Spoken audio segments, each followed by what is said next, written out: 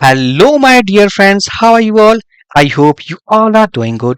So, in this amazing course, we'll discuss and create a CRUD application using Next.js with Supabase.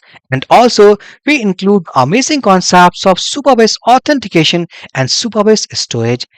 If we're talking about the authentication, so inside authentication, we'll see email authentication and social authentication. And additionally, for CRUD operation, also will make use of Supabase database.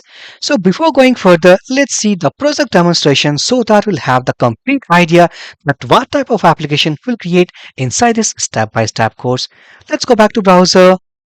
Now this is the landing page of this application. Now we can see that inside this top header, here we have two links called home and login. So whenever if I click on this login link, and now we can see that here we have a login page which contains two fields like email and password. And additionally, also we have the option to log in from Google account and from GitHub account. And in that case, if suppose I'm not interested to log in with this social authentication, so in that case, first we have to go inside this register from this form, and then after from this login form, I can also log in. And also here we can see that inside Supabase database, here we have a table called products so that each user after registration can create products and save inside this table. And additionally, inside this products table, now we can see a column called banner image. It means that also we'll have the option to upload the banner images for products. So once we upload any banner image, automatically those images, those files will go into this bucket, into this storage of this Supabase project. So here I'll create first an account. So click on register. I'll use fake filler. Now let's copy this email value. And for the time being, let's say password is from 1 to 8 of this email account. Click on register. I can see user registered successfully. Let's go click on login, passing the email. Password is from 1 to 8. Click on login. And now I can see user logged in successfully. So here we have form, here we have profile and logout. Now if I click on profile, now I can see the profile informations of that logged in user.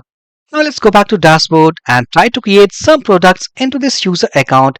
So without passing any value, if I click on this add product, now we can see validation is also working. So to create some product, I'm using fake filler to pass dummy values into this form. So this is our product number 1. Now this time I'm trying to create a product without having any banner image.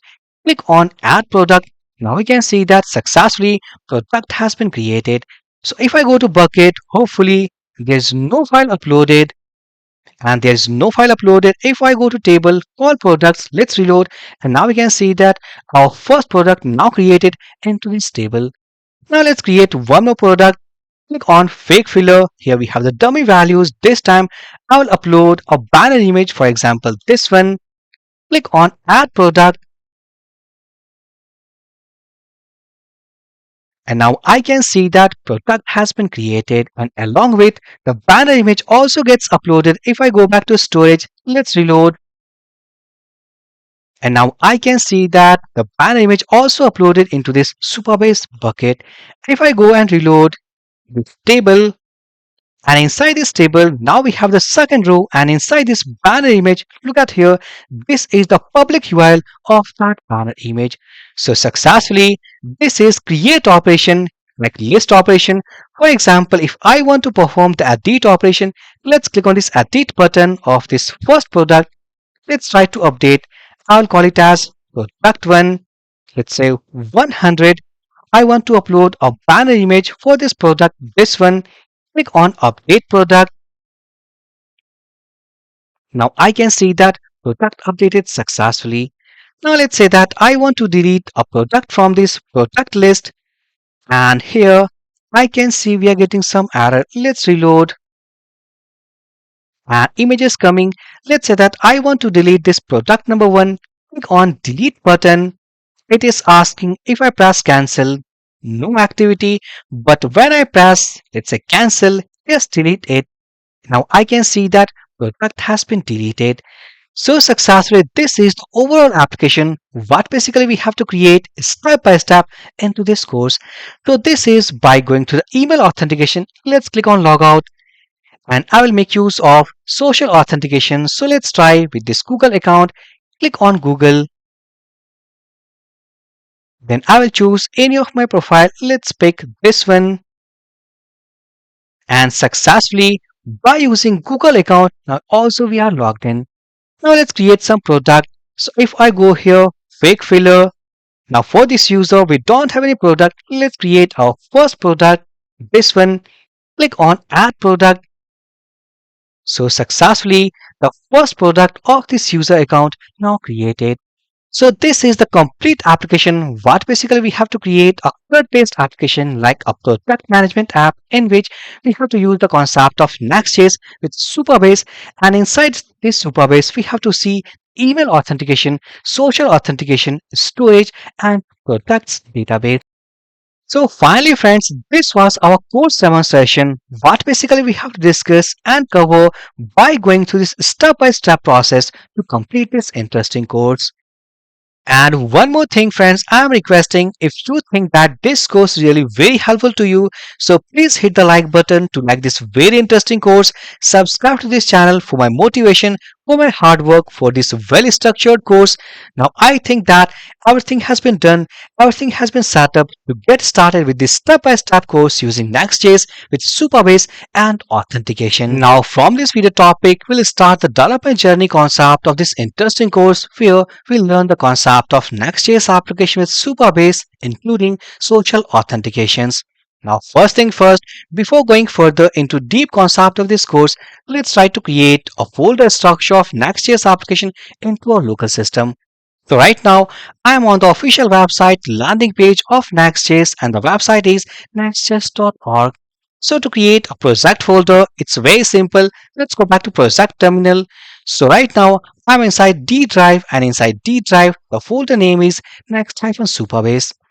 Either I can use npm or npx to create a project folder of Next.js application. So I will use npx. So the command will be npx space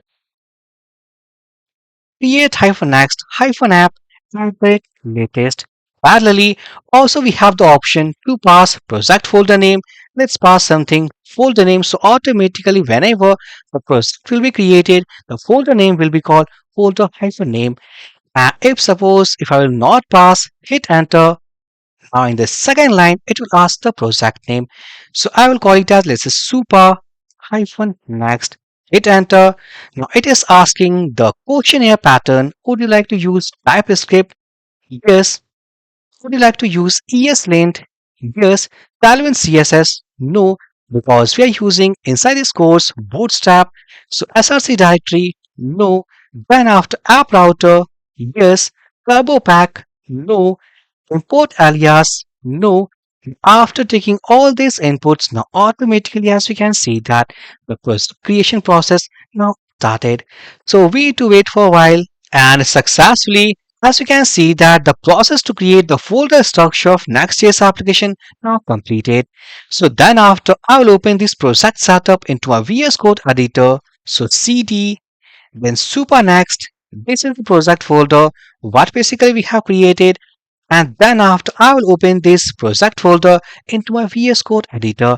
So after typing code dot hit enter, and now as we can see that automatically that project folder now open into my VS Code. So let's see first its landing page. So how to execute this application into browser? It's very simple. Let's go back to project terminal, and then after into this project folder, simply type npm run dev. Hit enter, and now we can see the project folder now execution is started at localhost 3000 port. So simply I am pressing Ctrl, click into this link, and now as we can see that the landing page of our Next.js setup. Let's go back to VS Code. So according to course demonstration, we have to create a code-based application in which we have to perform the create operation, read operation, update operation, and delete operation. So all these operations will be handled inside this Next.js application, and for database, we have to use the concept of Supabase. And additionally, also we'll discuss the concept of social authentication of Supabase. For the time being, if I talk about the node packages, what we need for this whole application, Let's open a new tab. So if I talk about designing, so for the CSS, I'll use the concept of bootstrap. Then after, to display messages, we use the package called React Hot Toast to display alert messages like whenever if we perform the delete operation. So in that case, we'll use sweet alert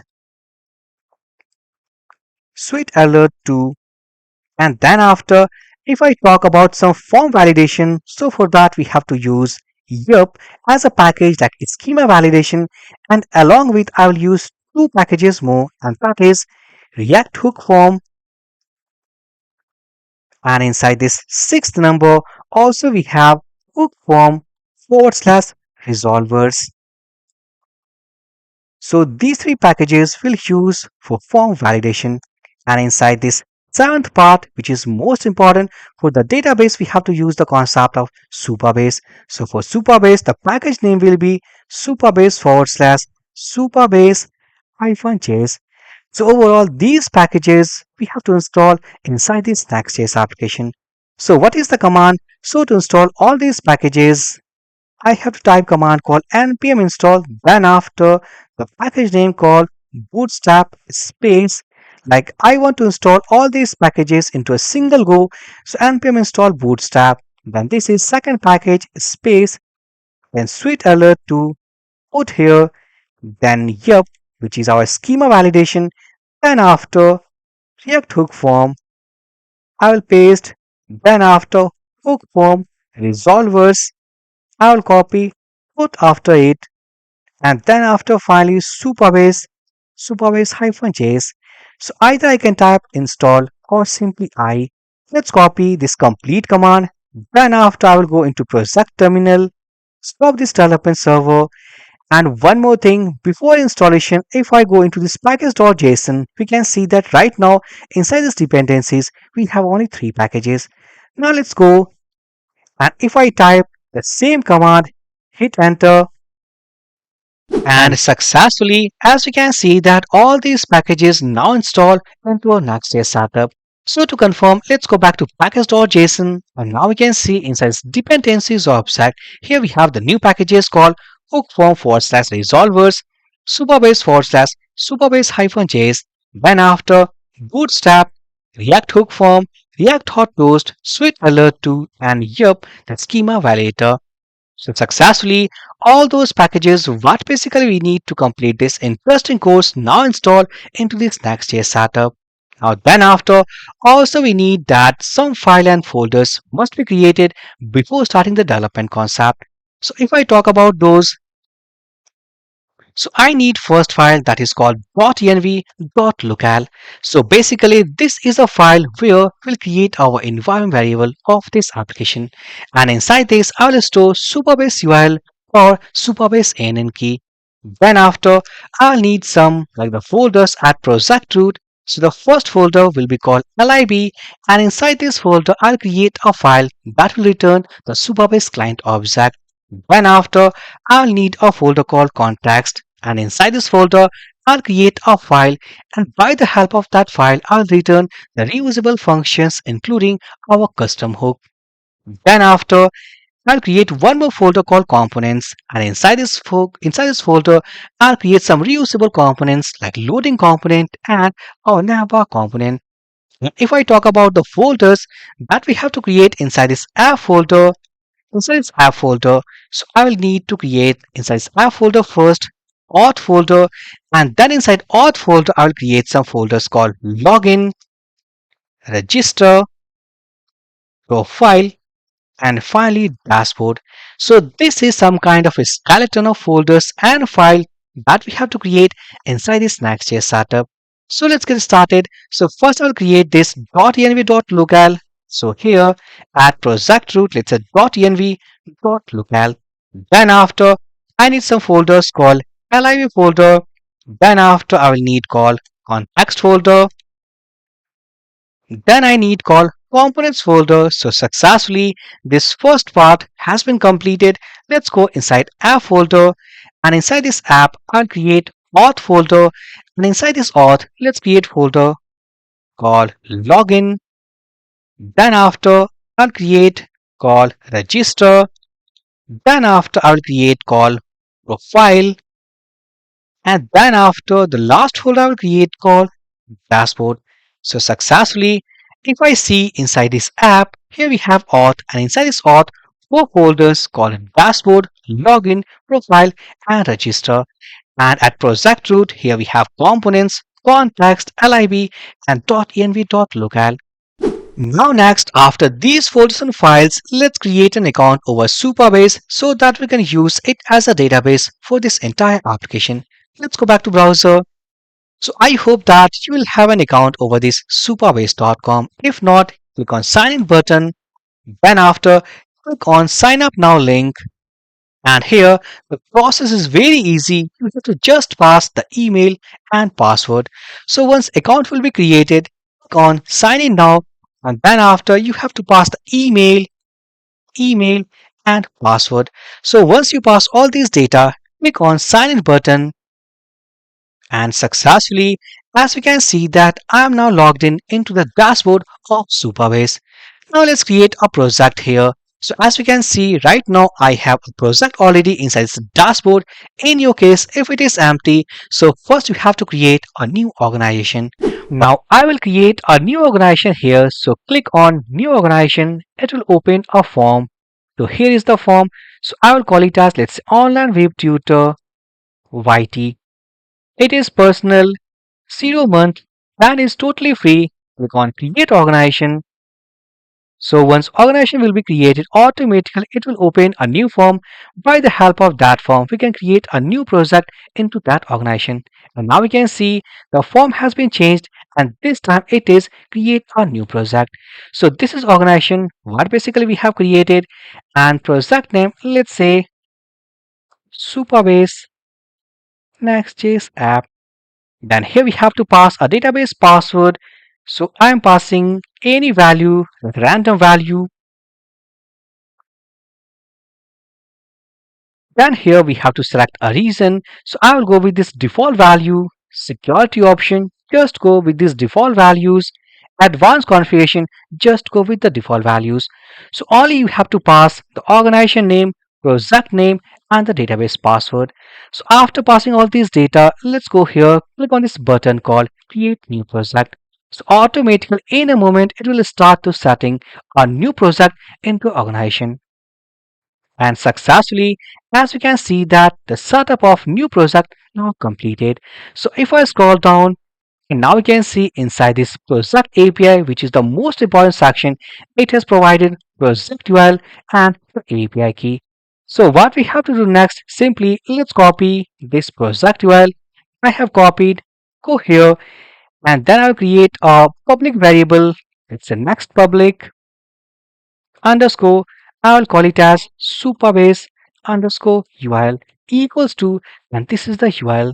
Then after, I'll create one more environment variable that is called next underscore public underscore Supabase underscore in key equals to, and this key we can find here. As we can see, the API key, and this is also in public. So just copy on the copy button and just put it here. So successfully, this is our Supabase URL and this is our Supabase ANN key. So once we do, close this file, and then after I'll go into this lib folder, and remember inside this lib folder I have to create a file, and that file is going to return the Supabase client object. So just go inside this lib folder, I'll create a file, and that file, let's call it as Supabase client.ts. Just go into that file. So first I will import, let's say import create client, and it will come from Supabase-js. Remember, this package already we had installed. And then after here, let's say const Supabase URL, and inside this Supabase URL, the value will come from this process.env. And if I go and open .env.local, so here we have the first key, which is currently the Supabase URL. Let's copy and put it here. And this value must be required. So let's add exclamation, then after const Supabase ann key equals to process.env, and here we have the second variable. Let's copy and put it here. So successfully here we have the Supabase URL and the ANN key, and also we have imported our create client function. So it will be export const Supabase, and it will be create client, and inside this the first value we have to pass Supabase URL. We can see so Supabase URL, and then after into the second argument value it will be Supabase NN key. So successfully, as we can see that inside this lib folder, here we have a file, and by the help of this file, we are returning a Supabase client object. Now then after, let's close this file, this file as well. I'll go into this app folder. Let's open layout.tsx, and from this layout.tsx, I'll remove some default code. I need only metadata, and inside this, let's say Next.js with Supabase CRUD application. I don't need this description. Let's remove, and also from this body, let's remove this class name attribute. Save all these changes, and also we know that inside this complete course, also we have to use the concept of bootstrap. So why not we can import here? So simply import. It will be bootstrap forward slash dist folder forward slash css forward slash bootstrap dot mean dot css. So this is the parent layout called layout.tsx. It means that whatever the layout we create inside this auth folder, all these pages automatically they will use called bootstrap classes. So if I save these changes, let's go back to browser. If I reload, and okay, we have to start development server. Let's go back to project terminal, and the command will be npm run dev started. So if I go, let's reload, and here we can see the landing page. So this is all about a bit customization of layout.tsx. So what next? So I will go then into this auth folder, and inside this auth folder, now we can see here we have 4 different folders called dashboard, login, profile, and register. Now to execute all these routes like dashboard, login, profile, and register, so according to Next.js application structure, we have to create page.tsx inside each of the application folder. So I will go then into this dashboard folder. Let's create a file called page.tsx. Then after into this login folder, I'll create a file called page.tsx. Then after into this profile folder, page.tsx. And finally inside this register folder, page.tsx. If you are wondering that why we have created page.tsx inside each of the folder, so let me tell you, if I copy this project URL, let's go here. So for example, if I want to open this project URL, then after auth, then after dashboard, so inside Next.js application, here we have a certain pattern of file structure.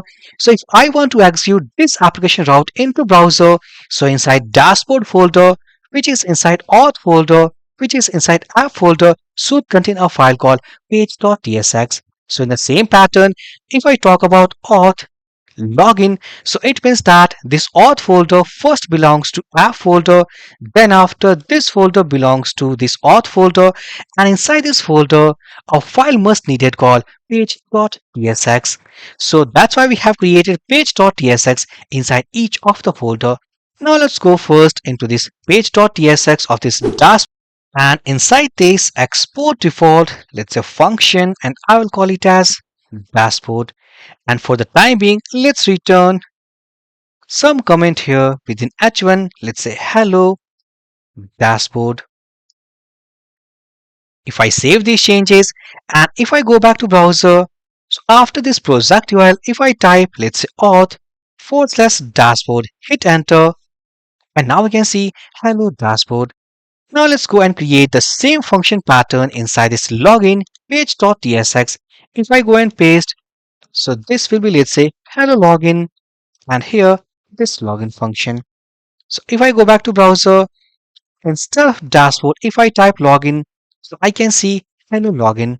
Now then after, let's go inside profile, just paste here. So this is profile and hello profile.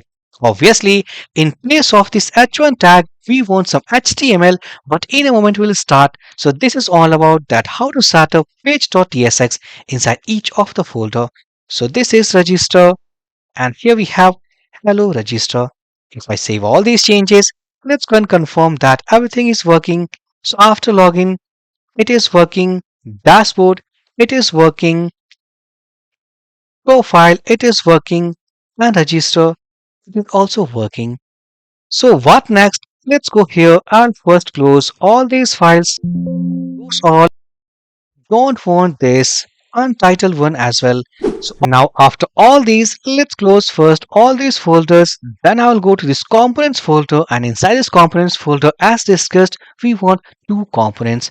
So the first will be called navbar component, which basically contains the navigation items of this application, and second the loading component or loader, which contain a loading icon whenever if any function is running.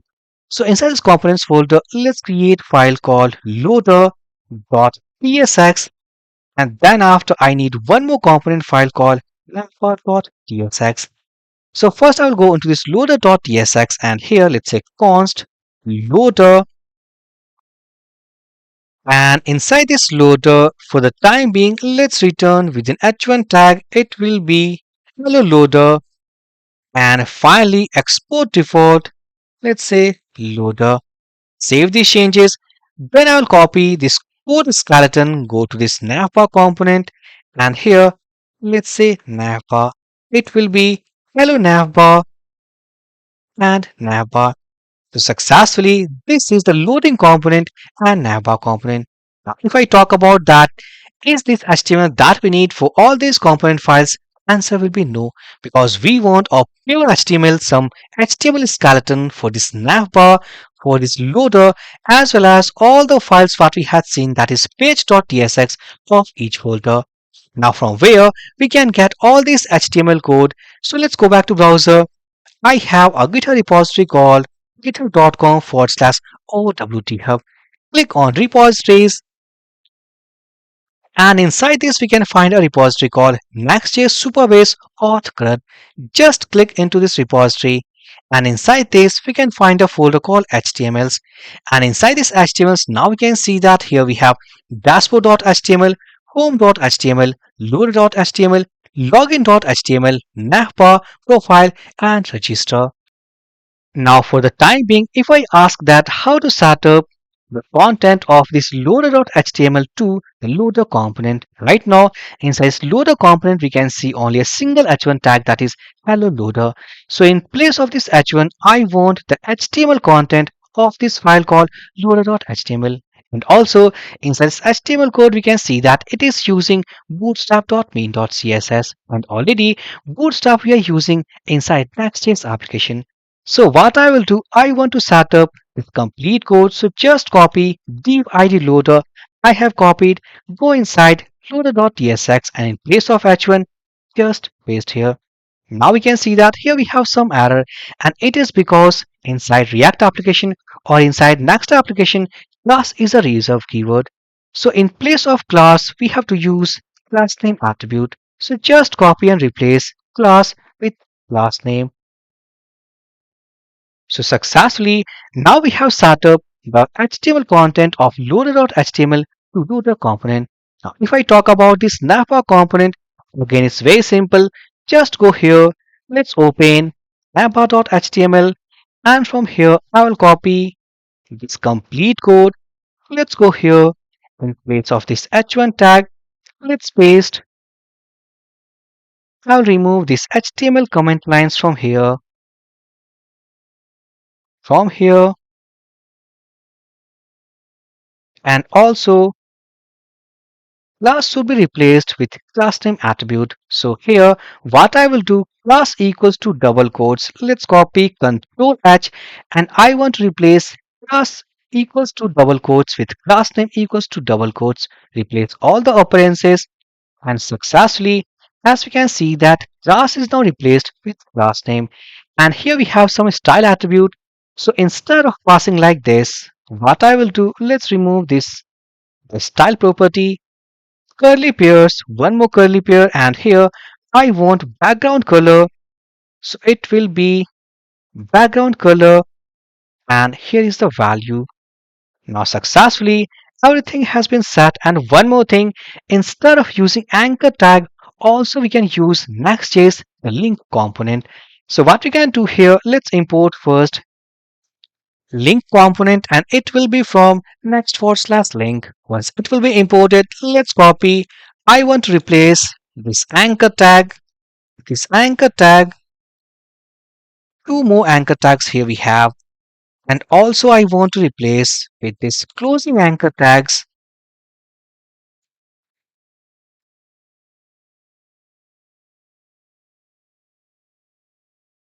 And one more thing, you can see that inside the snapper component, here we have the site title, which means that whenever if any user click on the site title, it will redirect to the home page, to the landing page of this application.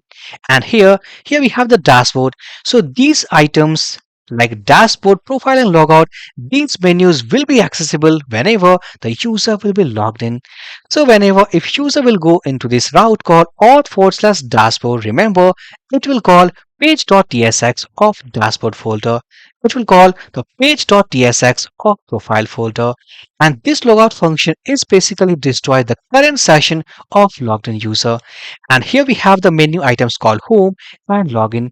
So it means that these menu items will be visible whenever the user will be logged in, and whenever if user is logged out. So in that case, we'll be able to see call home and login. So we'll handle it on conditionally on the basis of hide and show of all these menu items. So this is all about that how to set up our navigation component and loader component. And also we can do one more thing in a very quick way. Let's go inside app folder, and from app folder I will open the page.tsx. Remember this page.tsx is the main landing page of this application. So let's go back to our GitHub repository, and then after I will open, let's say home.html, and from this file I will go and copy all these code to footer.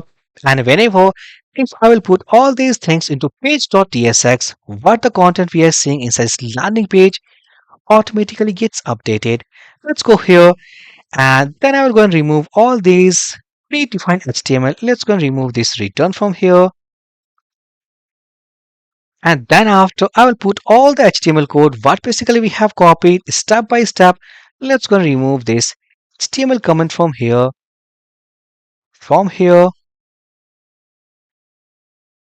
and lastly from here.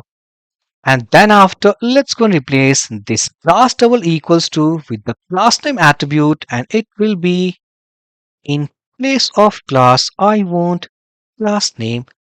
Save all these changes. Now let's go up, and here we have style attribute. So I will cut this background color. Let's cut in place of this background color property. Let's put curly pairs, one more curly pair. It will be background color, background color, and this is the color value. If I save these changes, and one more thing, we don't want this styles.css like a styles from page modules and next image. If I save these changes, let's go back to browser, and here we have some error, that is background color. Okay, actually here we have passed semicolon, so just remove, save these changes, and the style prop inspects a mapping from I think inside footer. If I go, it is also using, and here let's pass curly pairs, one more curly pair, and if I cut this background color, let's say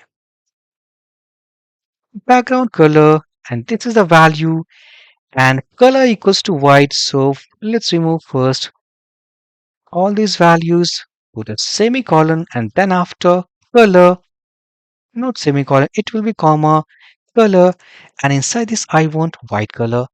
If I save these changes, and now we can see that automatically what the content we paste inside page.tsx now reflected at localhost 3000 port. So successfully, this is all about the landing page of this application.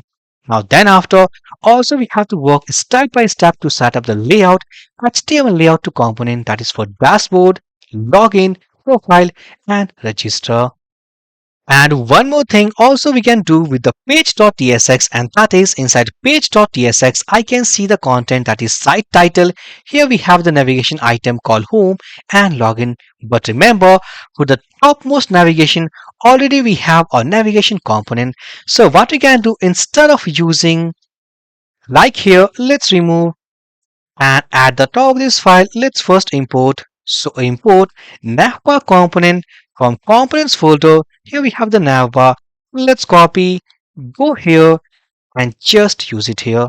If I save these changes, and now you can see that automatically if we replace the code with the navbar component, here we have the site title, then after dashboard, profile, logout, and here we have home and login. So right now, don't worry at all, because conditionally we have to handle that when we have to display these menus and when we have to display these menus. Now after this, I will add the layout of login, register, dashboard, and profile. Let's go back to our GitHub repository. Then I will open login.html, and from this file I will copy all the code. So click on copy icon button, code copied. Let's go back to VS Code, and inside this app folder, auth folder, I'll open login page.tsx. So right now here we have only a single h1 tag. Let's remove and paste all these code. Let's do some formatting.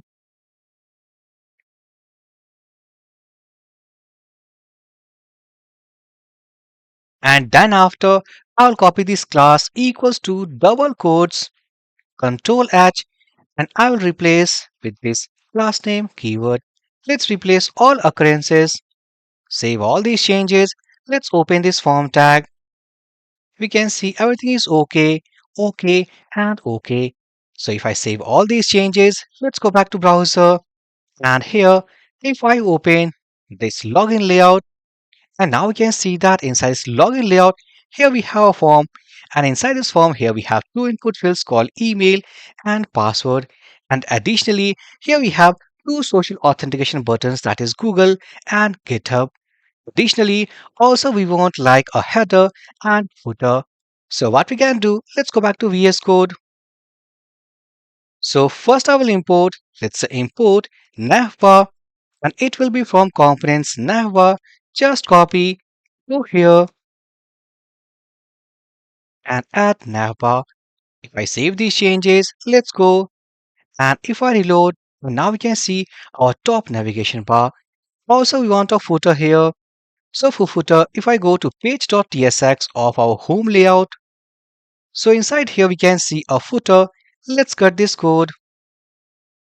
And I will create inside this components folder, I'll create one more component, and let's call it as footer.tsx. And here, let's say const footer. And inside this footer, let's say return, and this is our footer. And finally, export default and footer. And also we can see that here we have the static value, that is 2025. So what we can do, let's use the dynamic value new date, and I'll use get full year. If I save these changes, now this component we have to include first inside this home layout. So here it will be footer component. So whenever if we use this component, automatically it will be imported, as we can see, footer from components. Now the same thing, let's go inside this login page.tsx, and at last footer and used. If I save these changes, let's go back to browser, and now we can see here we have the navbar component, and here we have the footer component. Now in the same pattern, we have to integrate the layout of register. So if I click, and now you can see for the time being only we have a h1 tag called hello register. Let's go back to repository, click on register.html, copy all the code. Now this is profile.html, copy all the code, go to VS Code, and if I open register page.tsx, and here let's remove this, paste all the code, let's do some formatting, and here let's replace this class equals to double quotes with this class name attribute, replaced all the occurrences, And additionally, I want two components must be imported. That is first, our navbar component,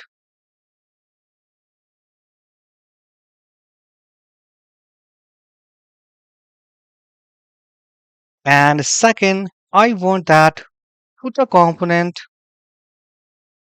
If I save these changes, let's go back to browser. And now we can see inside this register, here we have the navbar, here we have the footer, and inside this registration form, we can see the full name of user, email, phone number, gender, password, and confirm password. Now in the next layout, we have to add the layout of this dashboard. Let's go here, click on dashboard.html. Let's copy all the code, code copied, VS Code, and from here I will open dashboard folder, page.tsx, paste all the code, and let's do some formatting first. Then I will remove these HTML comment lines from here, and then after I'll replace this class with class name. So let's copy, replace all occurrences, save all these changes, and then after also I can see an error that is call span. So inside this React application or inside Next.js, instead of this call span, we have to make call and S will be capital. And then after this is 5, I'll put curly pairs, it means expression, and 5. Save these changes. Now here we have margin left equals to 10 pixel. Let's remove expression. So margin left equals to, it will be 10 pixel. And also we can see that inside this T body, here we have the image tag, and also here we have the image tag.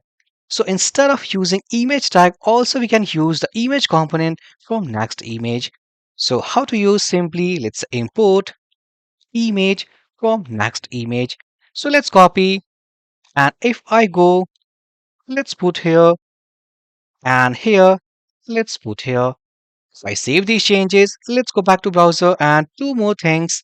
Here first, I have to import our top navigation. So navbar, and then after it will be footer. If I save these changes, go back to browser, and if I reload, and now we can see here we have the top navbar, then after here we have the footer, and inside this dashboard, here we have the form. By the help of this form, we can create our product and save into Supabase. So this is left hand side, and inside right hand side, here we have a tabular format. Here, basically we have to read all the products according to user ID and dynamically render inside this product list. And additionally, into this layout, I can see some errors like 4 issues. So if I click, and now we can see an empty string that was passed into the src attribute of image component. So what basically this error means? So if I go and if I open, so we can see that inside this src, here we have the empty string, and this component is giving error that why basically it is an empty value. And also, if I go here, again we can see it is an empty value. So for the time being, what we can do, if I go and let's create some state variable. So const, and the first image component is for the image preview whenever we upload the product banner. So what I will say here, let's say preview image, set preview image equals to use state, and automatically this hook now imported from React here as we can see. So let's say that it will also contain the null value, and here the null value. Now what we can do, let's copy this preview image, and before entering this component, let's check here that if it is containing any value, so in that case this HTML will go and render. So put here, otherwise let's put an empty value. Save these changes. Now if I go back to browser, and now we can see one more error, and this is of you are importing a component that needs use state. So this error simply means that actually inside Next.js application, we have two types of component, the server component and client component. So client component simply means that whenever if I use the concept of use state, use effect, so those components are the client components. So to use client components basically at top, here we have to use call use client. Otherwise, it will be a server component. Save these changes, and if I reload, and now we can see here we have two issues, and this is of empty string. So if I go, let's fix that also. Now for the time being, what we can do, I will go and let's comment off this line of code, save these changes, and now we can see we don't have any error. So successfully, this is all about the dashboard layout. Then after here we have created the login layout, and successfully this is register layout. Now let's create the profile layout. So if I go here, let's click on this profile.html. I will copy this small snippet of code. Let's copy, go inside our folder called profile.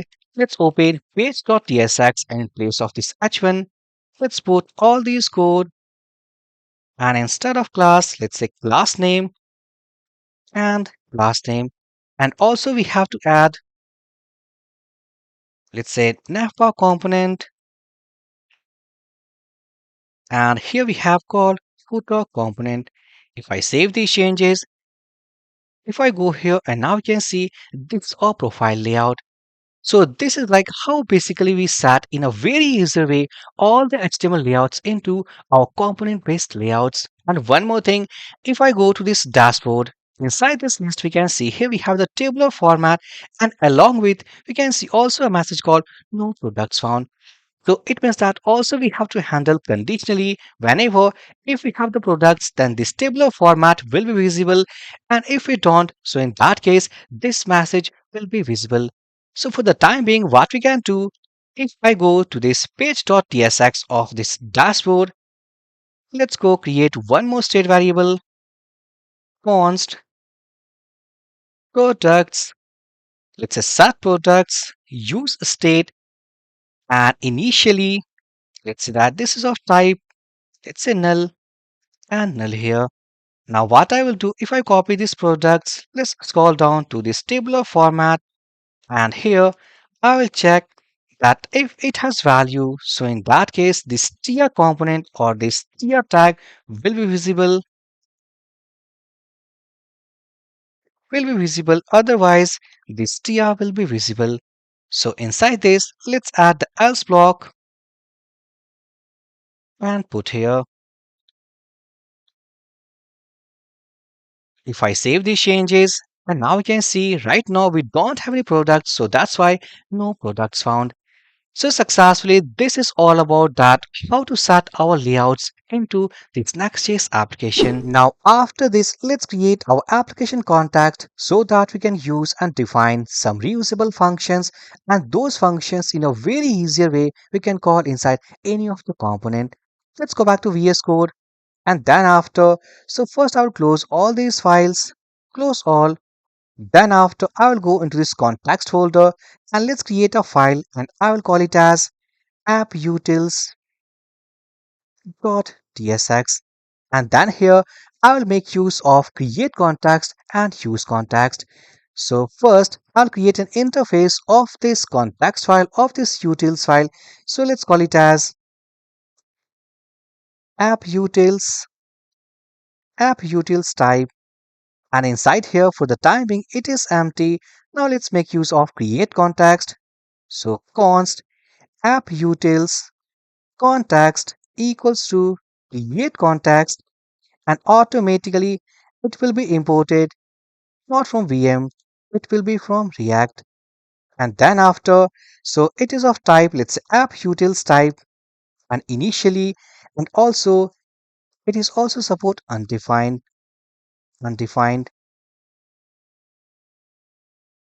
Then after, let's define here, so export const apputils provider provider, and inside this what I will do, basically this is provider, so it also accepts the children components. So here children, and it is of type, so children again, and it is of type React dot React node.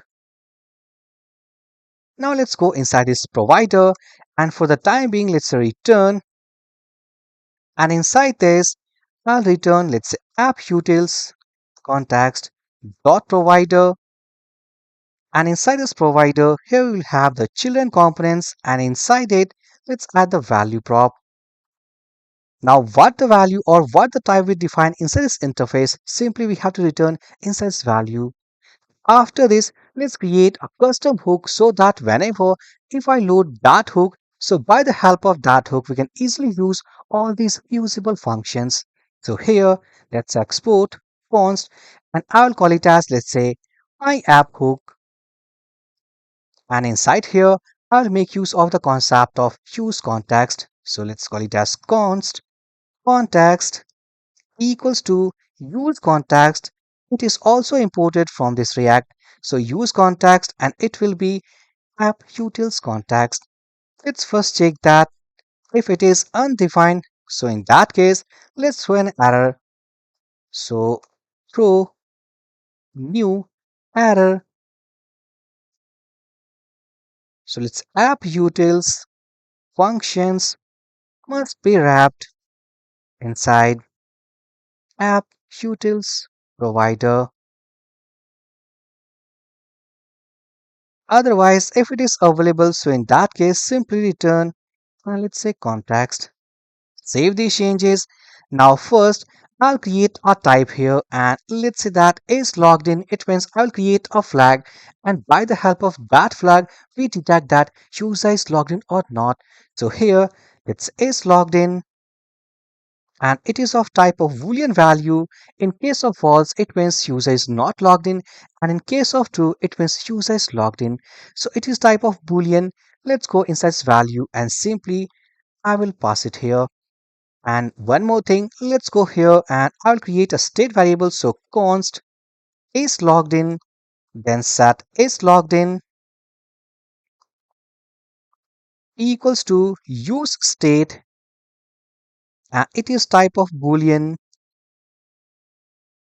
not blob option. It will be boolean, and by default it will be false. So also we can see that inside this tsx file we are making use of this use state use context. So that's why this is client component. So here let's say use client. Save these changes. Now what I will do, on the basis of this value what we are passing here, so this value automatically gets available inside our child components. So before using this all the values of this utils of this context, what we can do, let's go inside app folder. First thing first, go inside this layout.tsx, and here first needs to import app utils provider, app utils provider, and then after let's copy this app utils provider, and all the children's, basically all the child component needs to wrap inside it. Save these changes. So it means that what basically we have passed, like is logged in, we can easily access inside child component. Now if I go for example inside our nav component, so here we have navbar component, and as we know that inside this component we have to handle conditionally that whenever these menus will be available, and in which case these menus will be available. So it means that if is logged in value, if it is true, it means user is logged in. So in that case, these menus items will be visible. And if it is false, so in that case, these menu items will be visible.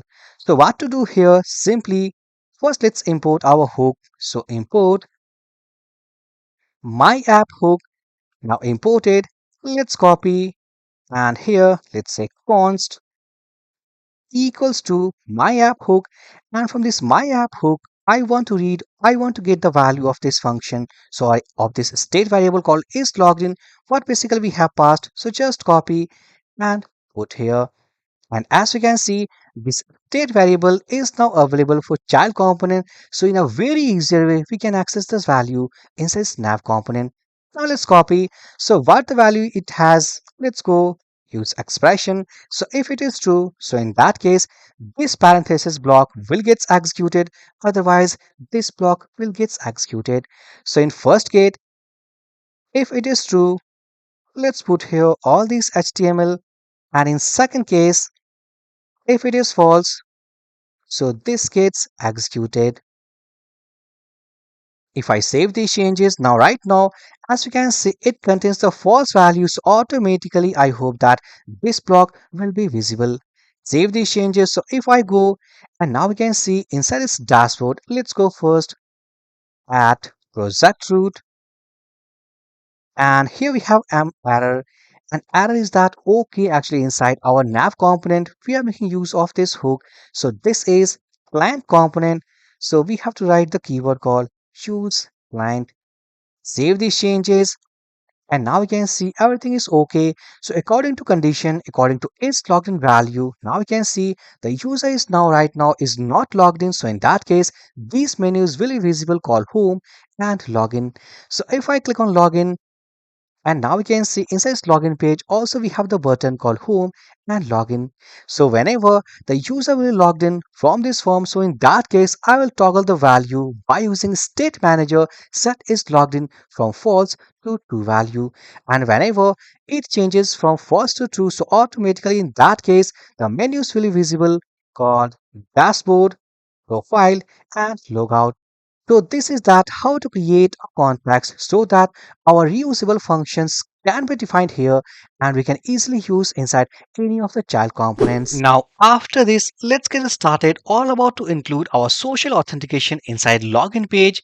So what I will do, let's close first all these files and then I will go to this app folder, auth folder, and let's open page.tsx from this login folder. So inside this page.tsx, if I go, now you can see here we have two social buttons, that is Google and GitHub. So if I want to implement the functionality so that any user can log in from Google account or GitHub account, so we need to configure some keys inside Supabase, because in this course I'll use the concept of Supabase authentication. So basically to start with the process, first I will go to our Supabase project, what basically we have created, and inside here click on authentication, and then after click on sign in forward slash sign up. And inside here, if I scroll, now we can see multiple auth providers. So by default, email has been enabled, but right now we are talking about the concept of Google and GitHub. So if I scroll down, and now we can see here we have the option of GitHub, and also we can see the option of Google. So first I will go and enable this Google authentication. Click here, and now we can see we have to first enable, and then after we have to pass client IDs and client secret. And automatically it also provides a callback URL. So what I will do, first I will go and log in into a Google account. So here I'm logged in into my Google account, and then I will go and open the Google Console Developers. Click on Google Developers Console, because from this Google Developers Console, I'll get the client ID and client secret. So here I can see that here I have created a project called Next App with Supabase, but no issues. Let's create one more project here. So simply I clicked on this, and then after here we have button called New Project. Let's click on this button, and here we have to pass the project name. So I will call it as my Super Next. Then after click on create button, and as we can see that it has started to create our my Super Next project, and in a moment it will be ready to use. And successfully, as you can see, our project has been created. Let's click on this button called select project, and now as we can see that project has been selected. Then after click on credentials. Click on this link called Create Credentials, select Auth Client ID, because as you know that we want client ID and client secret. So to create Auth Client ID, you must first configure your consent in screen. It basically means that we have to first configure our project. So click on this button, click on Get Started, and then after here we have to pass the app information. So I will call it as my Super Next app. So here we have to pass the user support email. So I will select the logged in email value, click on the next button. So here we have the option called internal, external. Let's click on this radio button called external. Click on next button. So here we have to pass contact informations. So I will pass the same email value. So if I go, let's copy email value from here. Let's pass here. Click now on next button. I agree. Click on this checkbox, click on continue, and then click on this create button. So in a moment, it will configure our project that we have created called My Supernext. And successfully, as you can see that auth configured created. And then after, here we have the option that create auth client, or even if I go click on this APIs services, click on this credentials. Now here we have our selected project. Now then I will click on this button called create credentials, auth client ID, and now this time it is asking that for which application I need to create this client ID. So we want for web application. First select this option, then after our client name, so let's call it as my Supernext client. Then after here we have to add authorized JavaScript origins, and also we have to add authorized redirect URIs. Remember, inside our Supabase project, inside this dashboard, here we have the option of callback URL. So let's copy this callback URL. Then after I'll go into this account. Let's click on this button called add URI and just paste here. So once we put this value, click then on this create button.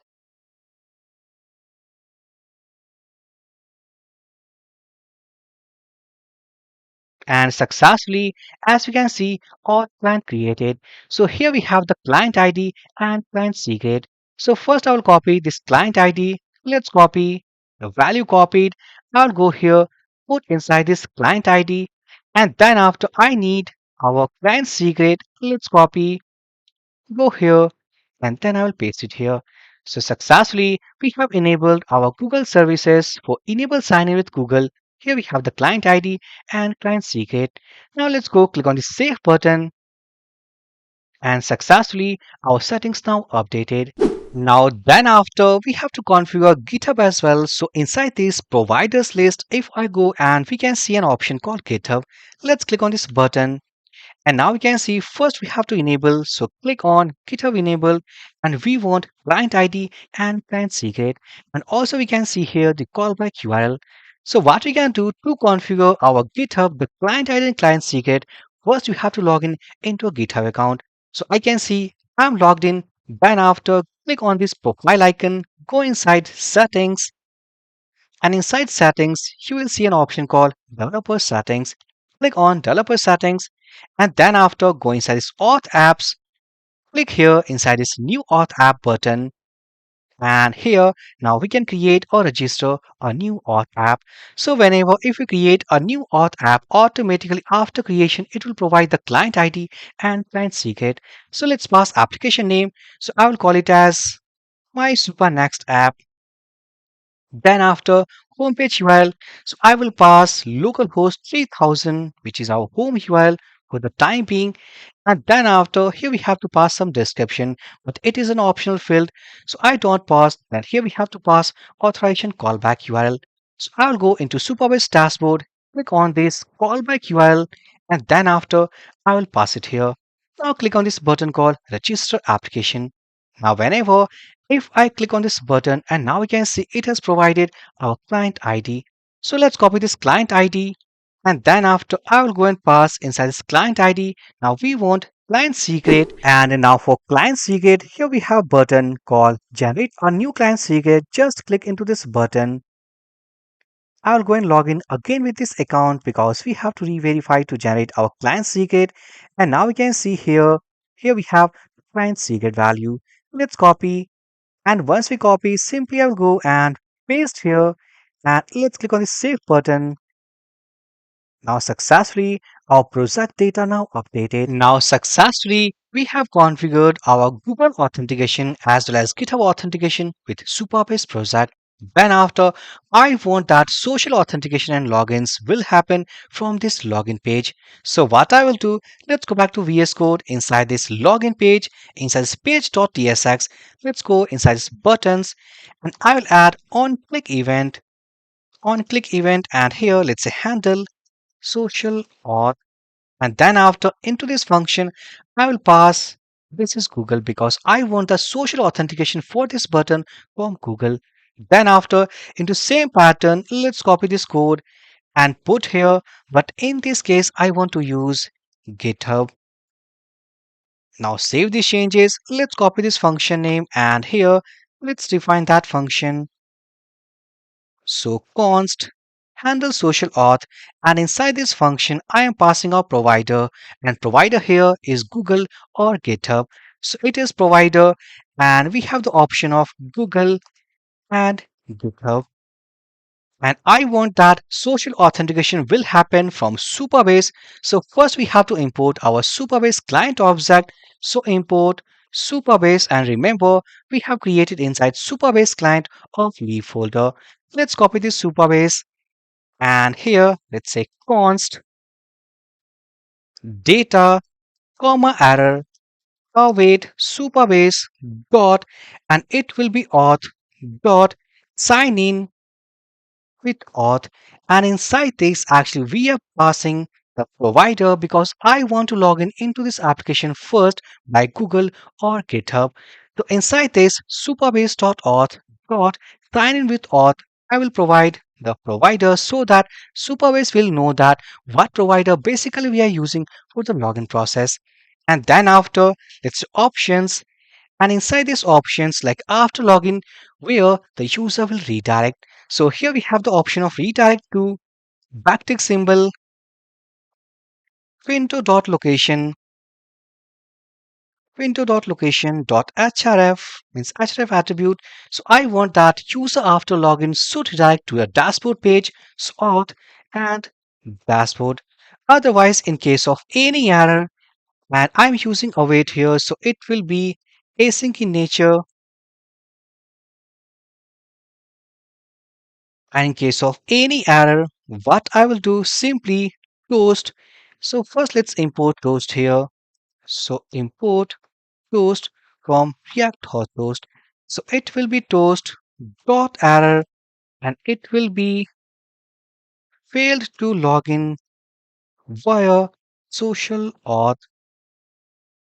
Now save these changes. So successfully, here we have function. By using a common function, we can log in either provider of Google or GitHub.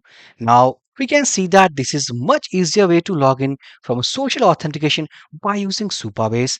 Now let's go and let's experiment with our login buttons. So if I go click on Google, and I think here we have some errors, that is on click listener. And okay, here we have some syntax error while passing this event handler. Let's go back to VS Code, and then after inside these buttons, let's get this function, add parenthesis, arrow function, put here. Let's get this line of code and put here. And one more thing, we are using our event handlers on click event. Now this component is a client component. So here, let's add use client. Save these changes. Now once we save, and now we can see error has gone. So let's copy this URL and I will open into a new tab, into a new browser window. And now here, let's click on this button, Google, and successfully it is asking about choose an account like Google Authentication. I'm selecting this one, then continue. And now as you can see that okay, inside UI we are getting localhost 3000, auth login and auth dashboard. So it means that here we have some error inside this window.location.href. Instead, I have to use call origin. If I save these changes, now let's try one more time. So auth dashboard, not auth dashboard, it will be auth login. Click on Google button, and successfully, now as you can see that automatically now I am logged in with my Google account, and inside this URL as we can see localhost 3000 auth dashboard, and additionally I'm getting our access token value. Now let's try with our GitHub login. Click on GitHub button and it is asking about authorized My Super Next app. Click on authorize button and successfully. Now also I'm logged in with GitHub to my dashboard, and into URL I'm getting access token value. So now we can feel that this is the super easiest process to log in by using providers, either any of the provider. So for the time being we have used only two, like GitHub and Google. So in the same process you can configure multiple providers from Supabase to implement the super easiest process to log in from social authentications. Now I'm logged in with Google and GitHub. Now in the next process, we have to read this token value, and this token value we have to store either in cookie or inside local storage. Let's go back to editor. Now, after login, as we know that after login, we are going to a dashboard page. So what we can do, just go to this dashboard page.tsx, and here at the top of this function, right here, let's use the concept of use effect. And inside this use effect, what I will do, I'll use the concept of Supabase client object to read the current session value. As we know that after login, user is coming inside this page.tsx. So what we can do at page load, on the page load, we can read the access token value and store into local storage. So what we can do here, first, let's import our Supabase object from Supabase client, and then after, let's create a function const, let's say handle login session, and inside this, let's say const data error await Supabase dot auth dot get session, and this get session will return our session token value along with the user information. So for the time being, if I type console.log, let's say data, and also we are using await, so it will be async in nature. And let's call this function, so handle login function, I will call here save these changes. So if I go back to dashboard, let's go and inspect here, click on login again, and if I pass, click on Google, select any of the profile. And now after login, we can see that inside this console.log, here we have the session object, and inside this object, look at here session, it is containing the access token value, also the value of expires in, provider token, refresh token, and also here we have a user object which is containing all about user metadata.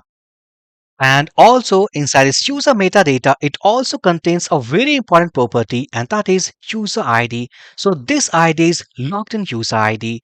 So as we know that inside this dashboard, we are performing or we are doing the CRUD operation of product management app, which means that whenever if we fetch the list of products, so those products will be on the basis of logged in user ID.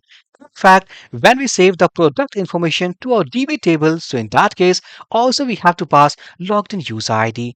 So what we can do, let's go back to VS Code, and then after I will go and open our app utils, and inside this interface, let's pass a function like a state manager, set auth token, and here state null, it will be void. Let's copy this set auth token, and inside this provider, let's create a state variable. So const, it will be auth token, and then after set auth token, here use state, and it is of type null, and by default null value. Now what we do, let's copy this set auth token, let's pass into this value prop, let's go inside dashboard, and here I will import, so import my app hook, and then after let's go here const, I will get set auth token, and this will come from my app hook, And by using this set auth token, let's copy, go here inside it. So first, like we have to check that if we have no error, otherwise if we have any errors, so in that case, post dot error, it will be, let's say, login unsuccessful, or we can say like fail to get user data and simply return. Otherwise, here, what we can do, set auth token, and the token we get, if I go, and here we have error, no issues at all. Let's go inside session. So we get the user ID from data dot session dot user dot ID. So we get from here called data like session dot user dot ID. Now save these changes. And one more thing, if I go into this app utils is logged in. So let's create a state manager set is logged in.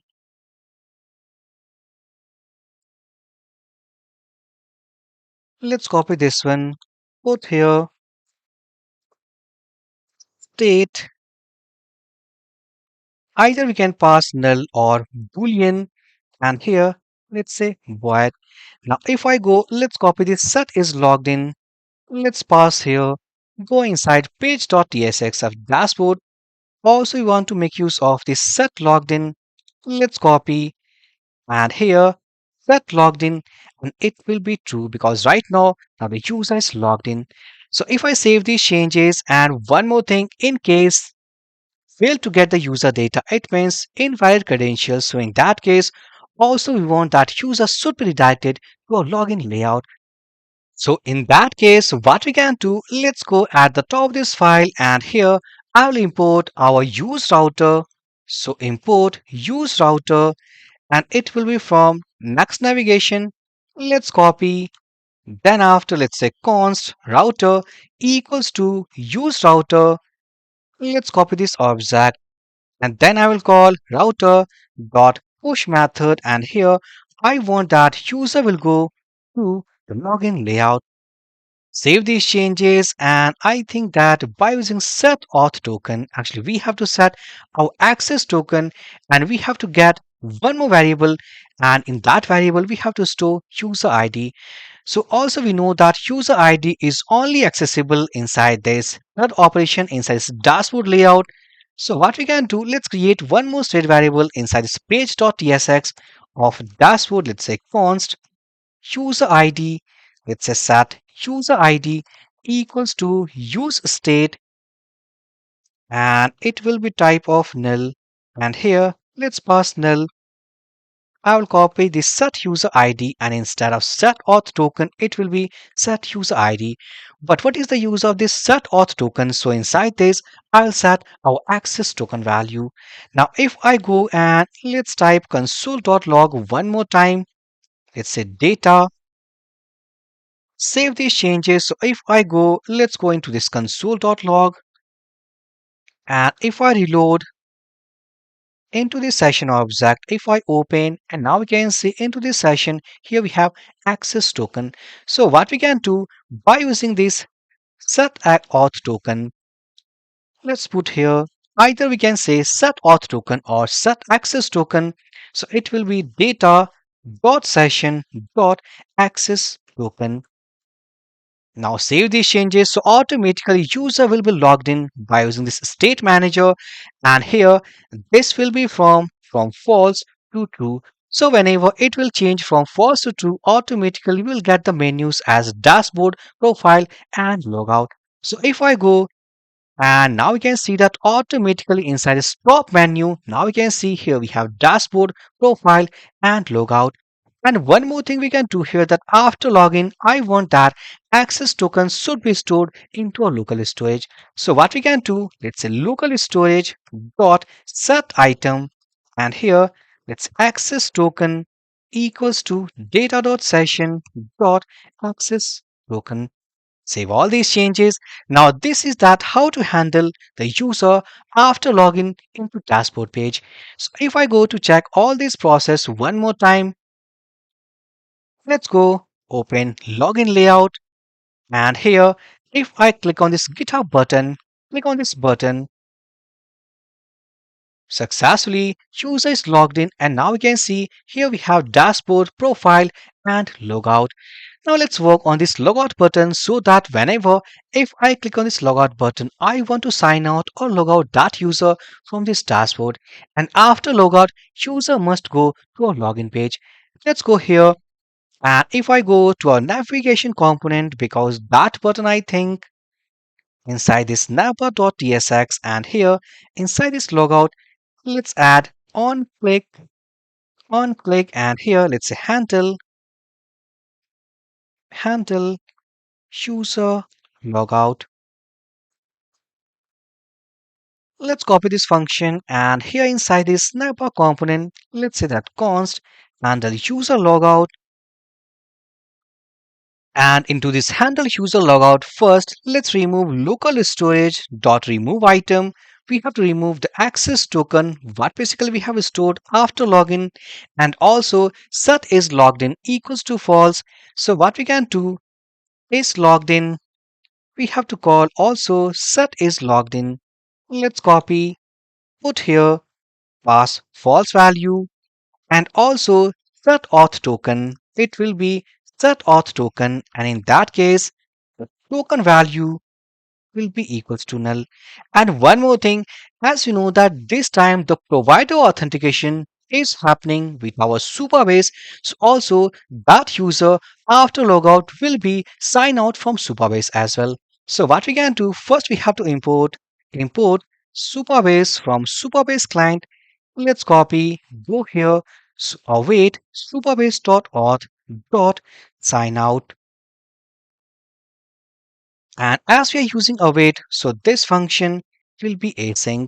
Now successfully, these are the things what basically we have to handle on user logout. If I save these changes, let's go back to browser, and here if I click on this logout button, so successfully user is logged out. We can see that here we have the item called home and login. But after logout, also I want that user should be redirected to the login layout.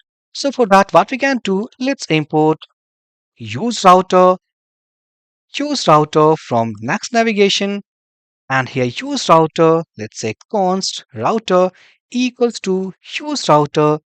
Let's copy this router, and it will be push. It will go from auth to login layout.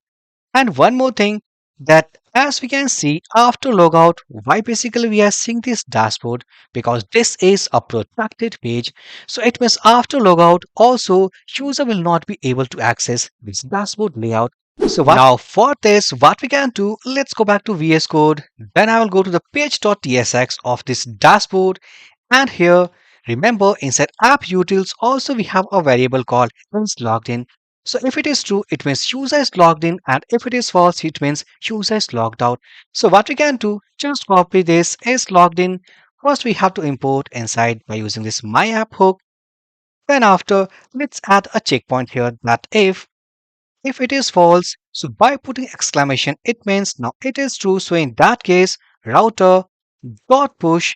In that case, user will go to this login page. And one more thing, let's go inside app utils. And also here we have to use effect. And inside this use effect, what we have to do, first we have to check that if any token is stored into a local storage, let's say const token equals to local storage dot get item, and remember the key was access underscore token.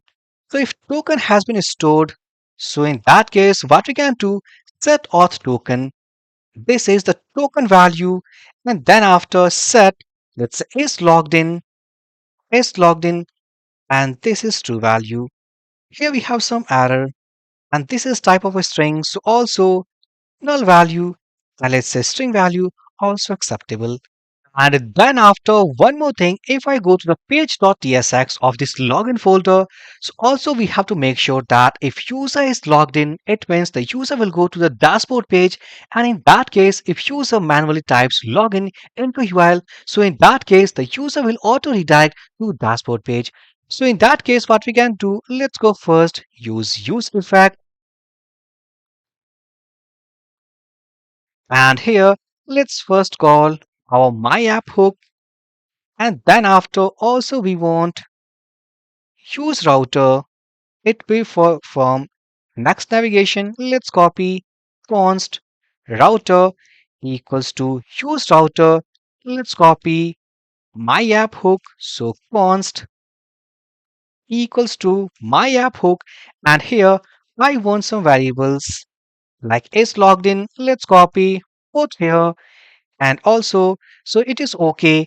Now what we can do, just copy is logged in inside this dependency, just put is logged in, and also in case of dashboard, just put this is logged in into here. We don't need actually inside this dashboard. Let's remove, let's go inside login, and here what we can do, if is logged in, if it is false, or let's say that if it is true, so in that case, let's say router dot push, and here the user will go to auth and dashboard. Now save these changes. Let's go back to browser. So right now user is logged out. So in that case, if I type dashboard, and one more thing also we have to handle, let's go inside page.tsx of dashboard. So while setting this token value into local storage, also we have to make sure that it is containing some value.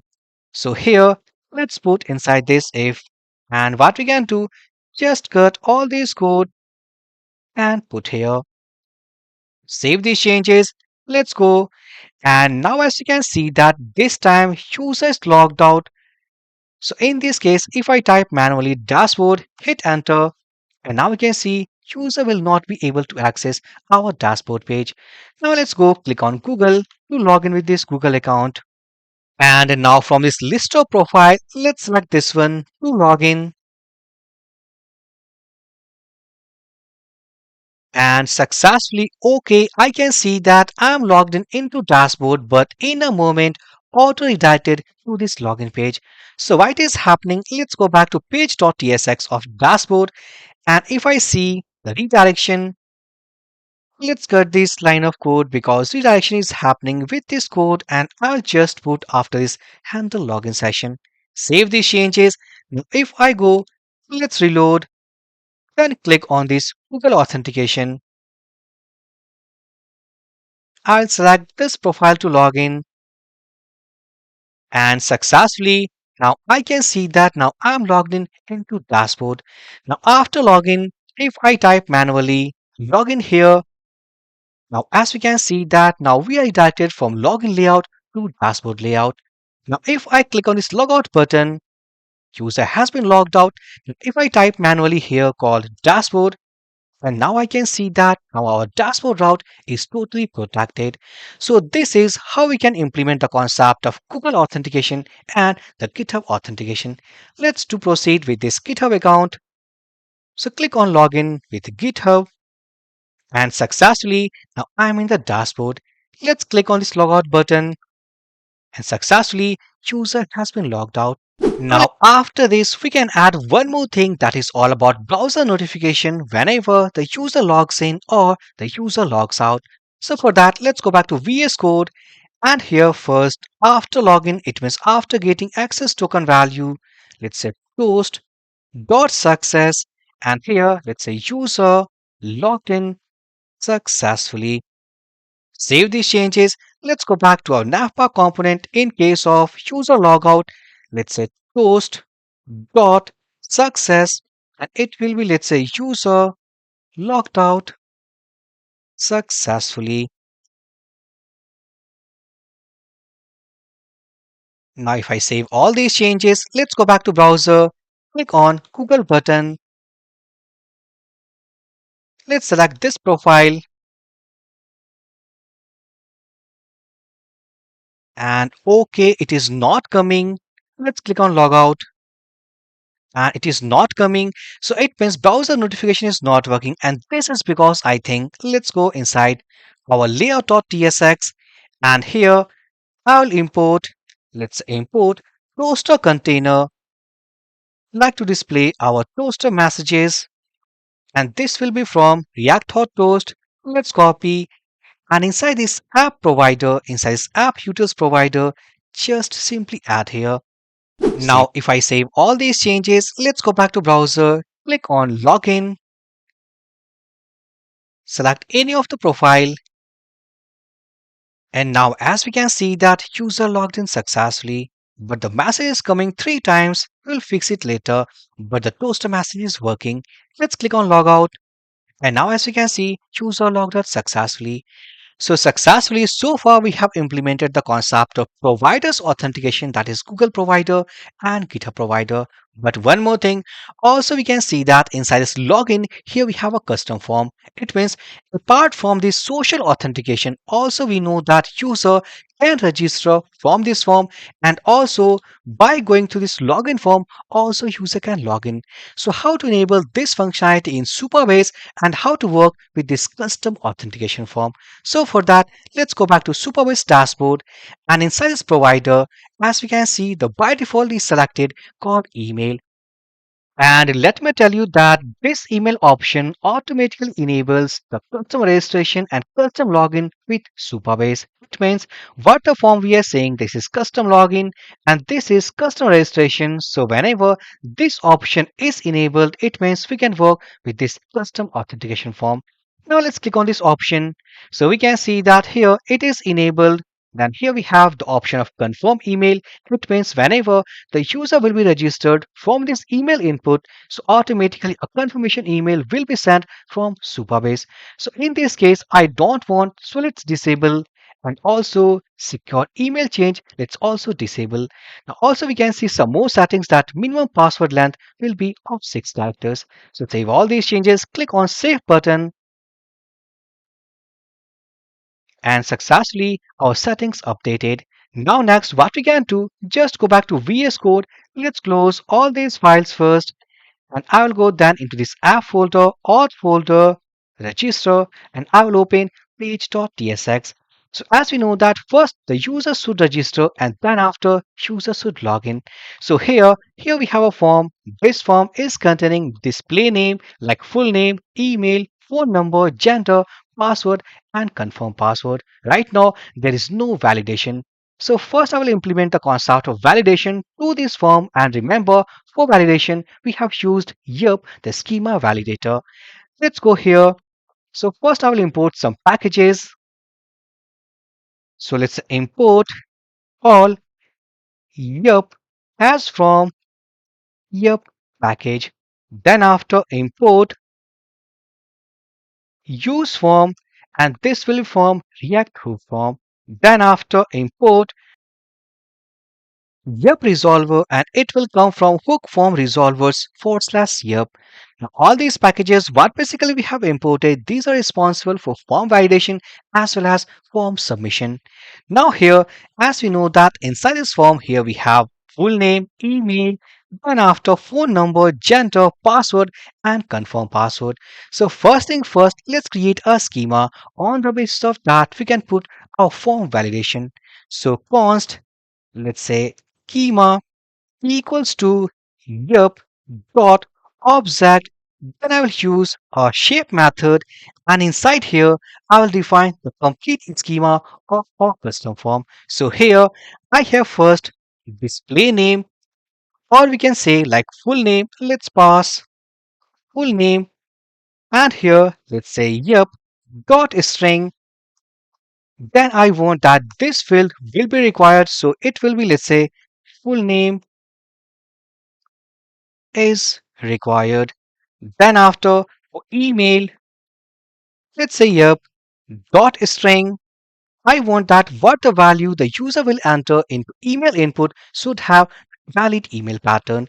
So it will be email, and the message will be, let's say, email must be of email pattern, or simply we can say invalid email value. And this value like this field is also required, so required, and here it's email value is required.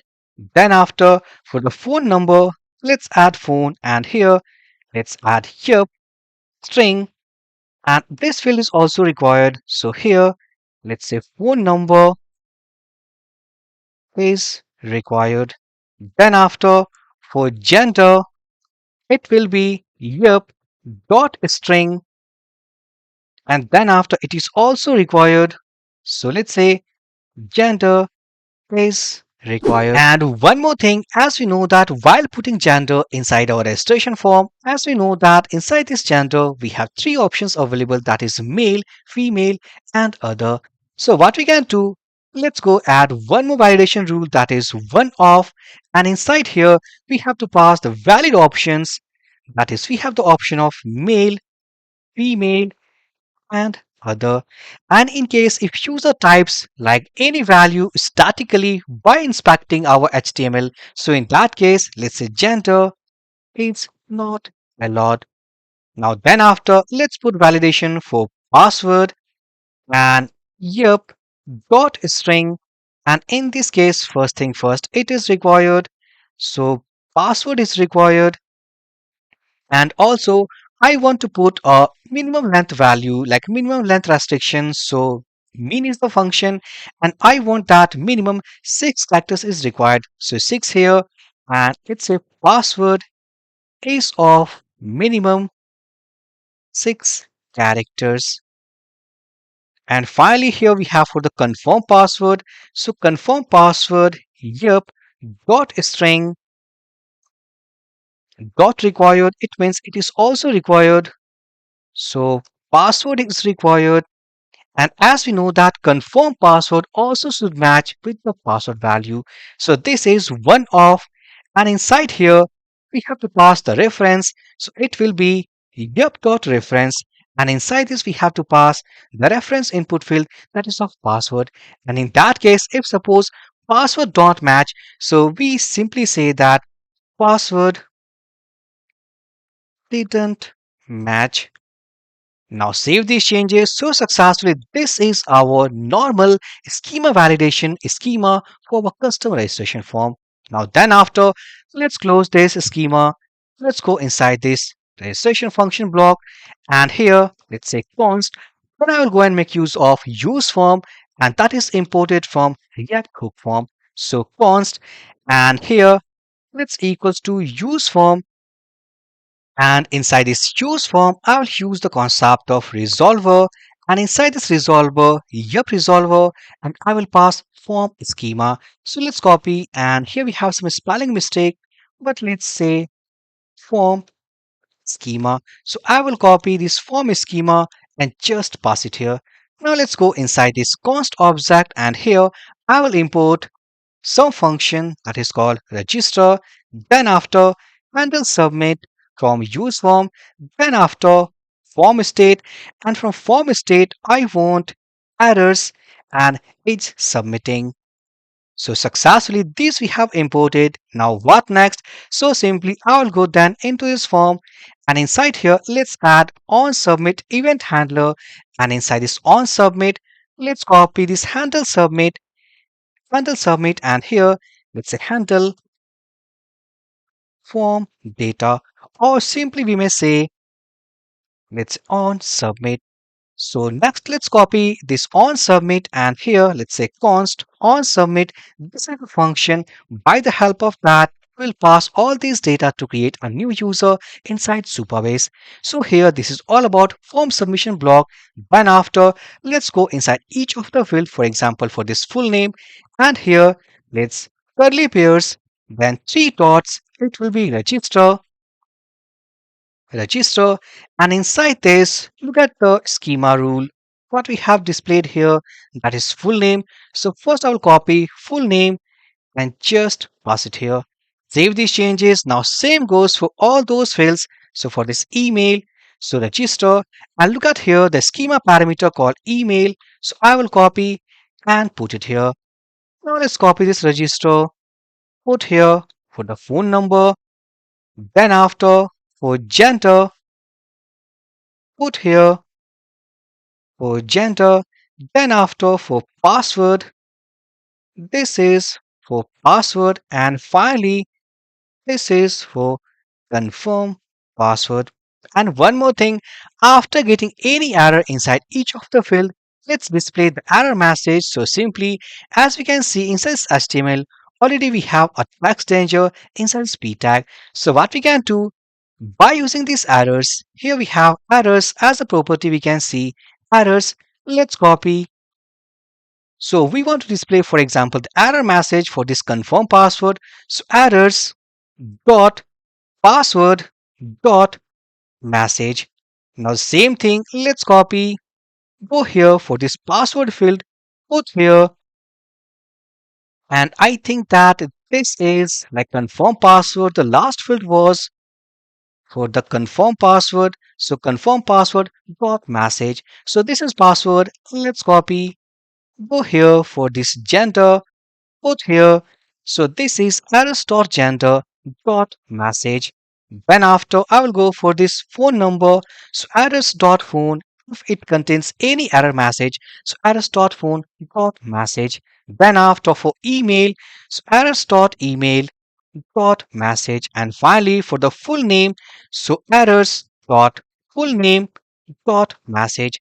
So successfully now we have implemented the schema by using our yup resolver, and also by using our use form hook. We have implemented the form validation as well as handle submit or form submission handler. Now if I save all these changes, and one more thing before going to browser, let's go inside on submit event handler, and here what the data we pass by using registration form. Let's for the time being console.log form data. If I save these changes, let's go back to browser. And now as you can see that here we have some error that is use form. It's not a function. And this is because what the data we are passing inside this page.tsx of this register, this is a client component. So by default, as we can see, this is server component. So here we have to add use client. Save these changes. Let's go back to browser. And if I reload, and now error has gone. So here without any data, if I click on register button, and remember we have implemented our schema validation. So click on register, and now we can see full name is required, email value is required, phone number is required, password is required, and confirm password. So instead of password, let's call confirm password is also required. Save these changes. If I click, now we can see confirm password is required. And whenever if I put any value, we can see invalid email value. So this is because what the rule we have implemented inside email function, that is invalid email value. Now let's pass all those data inside this registration form. Go to console, let's clear. So I will pass for the time being any dummy value. Click on phone number, password from 1 to 8, password from 1 to 8. Click on register. And now we can see inside this console, it means console.log. Here we have full name, email, gender, password, phone number, and confirm password. So what next? After getting all these values, simply we have to call our Supabase client object and save all these informations to Supabase database. So let me tell you that to save all these data, we don't need to create any users table, because by default inside Supabase we have a table called users. Now the question is how to get the users table from Supabase. It's very simple. After login into your Supabase project, just you have to go inside authentication, and inside authentication you must see users inside manage. Let's click on users, and now we can see that inside the right hand sidebar here we have a tabular format which contains all about users information. Remember previously we have done providers authentication, so all those data after login now stored inside this users table. So what we have to do, we have to use the Supabase client object to communicate with the users table with this form data. Let's go back to VS Code. So after getting form data inside this on submit event handler, what to do? So first I will import Supabase client. So not const import Supabase from Supabase client, and then after here, now after this const, it's a data error. It will be await Supabase dot auth dot sign up, And inside this function, we have to pass form data in terms of properties. So it will be email. So to pass all these values, first we have to destructure from form data. So it will be full name, then email, then password, gender, and then phone number. And all these values will be destructured from this form data.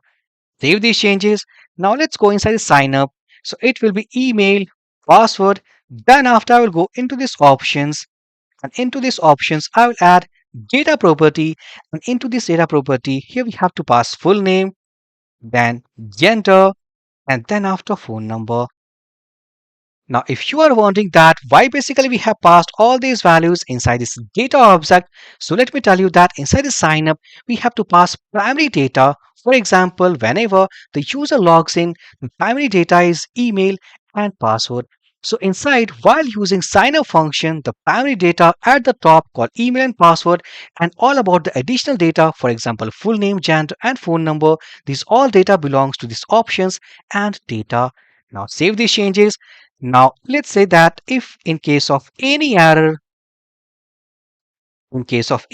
simply toast dot error, and I will say failed to register user.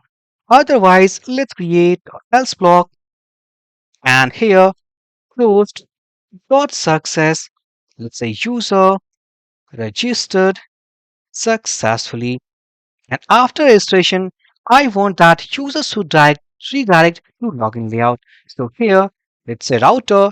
So before using router, let's import our use router.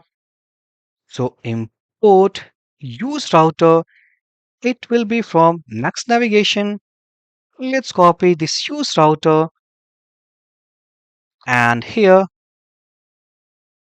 let's say const router equals to use router. I'll then copy this router, then after into this success log, let's say router dot push, and here I want that user should go to login layout, so simply it will be login. Now save these changes. So if I go back to browser, let's reload. Now without passing any value, if I click on this button register, and now as you can see that form validation is also working. So here we have to pass the informations like full name, email, phone, password, and confirm password. So to pass the values, here I have used a Chrome extension called fake filler. So whenever if I click on this button fake filler, automatically some fake values will be inserted inside each of the input field. Let's click on this icon, and now as you can see here we have the fake full name, fake email, fake phone number, and automatically it has inserted some password. So I will go and update the password from 1 to 8, and from 1 to 8 let's choose female. So after passing all these data, let's click on this register button, and here as we can see that user registered successfully, and after registration I'm now into this login layout. So if I go to the users table of Supabase, let's reload.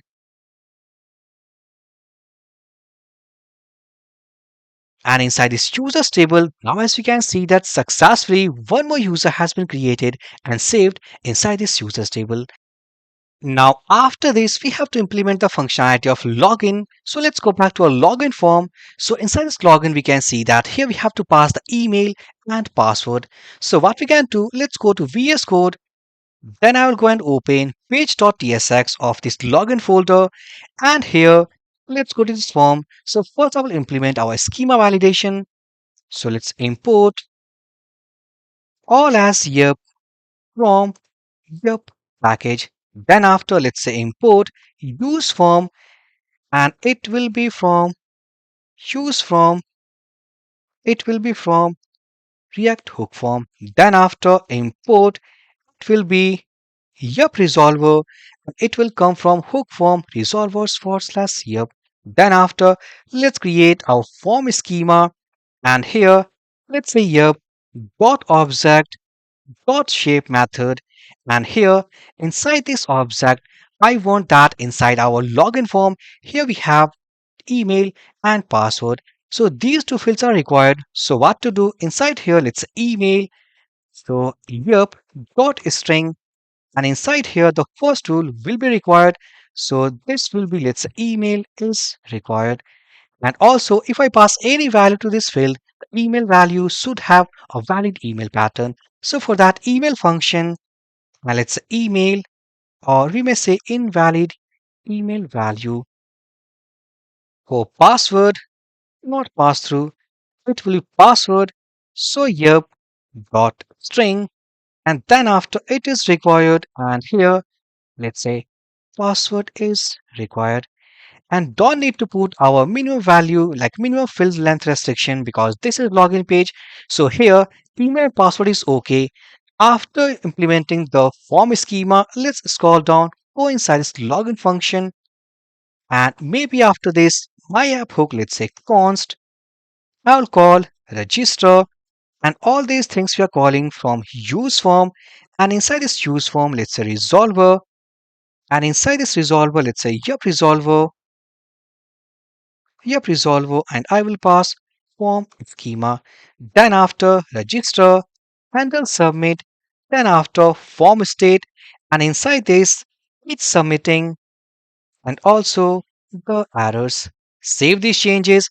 Now first thing first, I'll go to the action of this form, and here let's on submit, and it will be handle submit, and here let's pass on submit.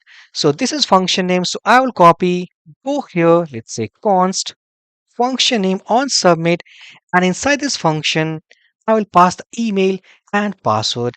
But before that, let's go inside this form tag, and here let's put curly pairs, three dots, register.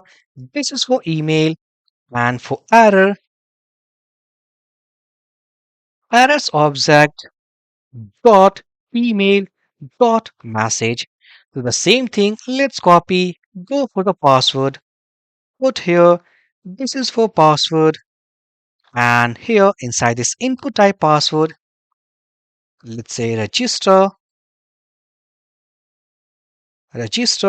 and inside here it will be password.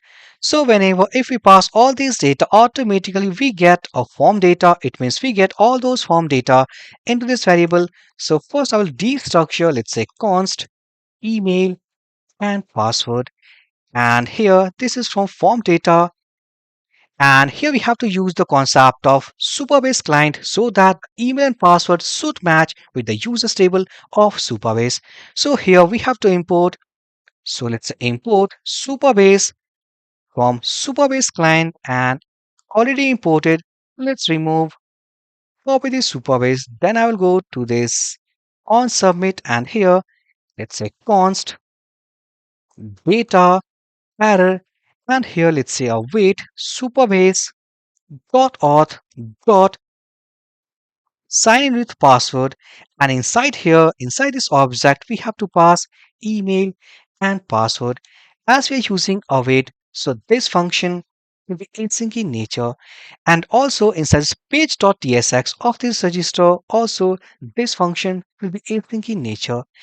Everything has been done. So here in case of any error, if error, simply let's say closed dot error invalid login details.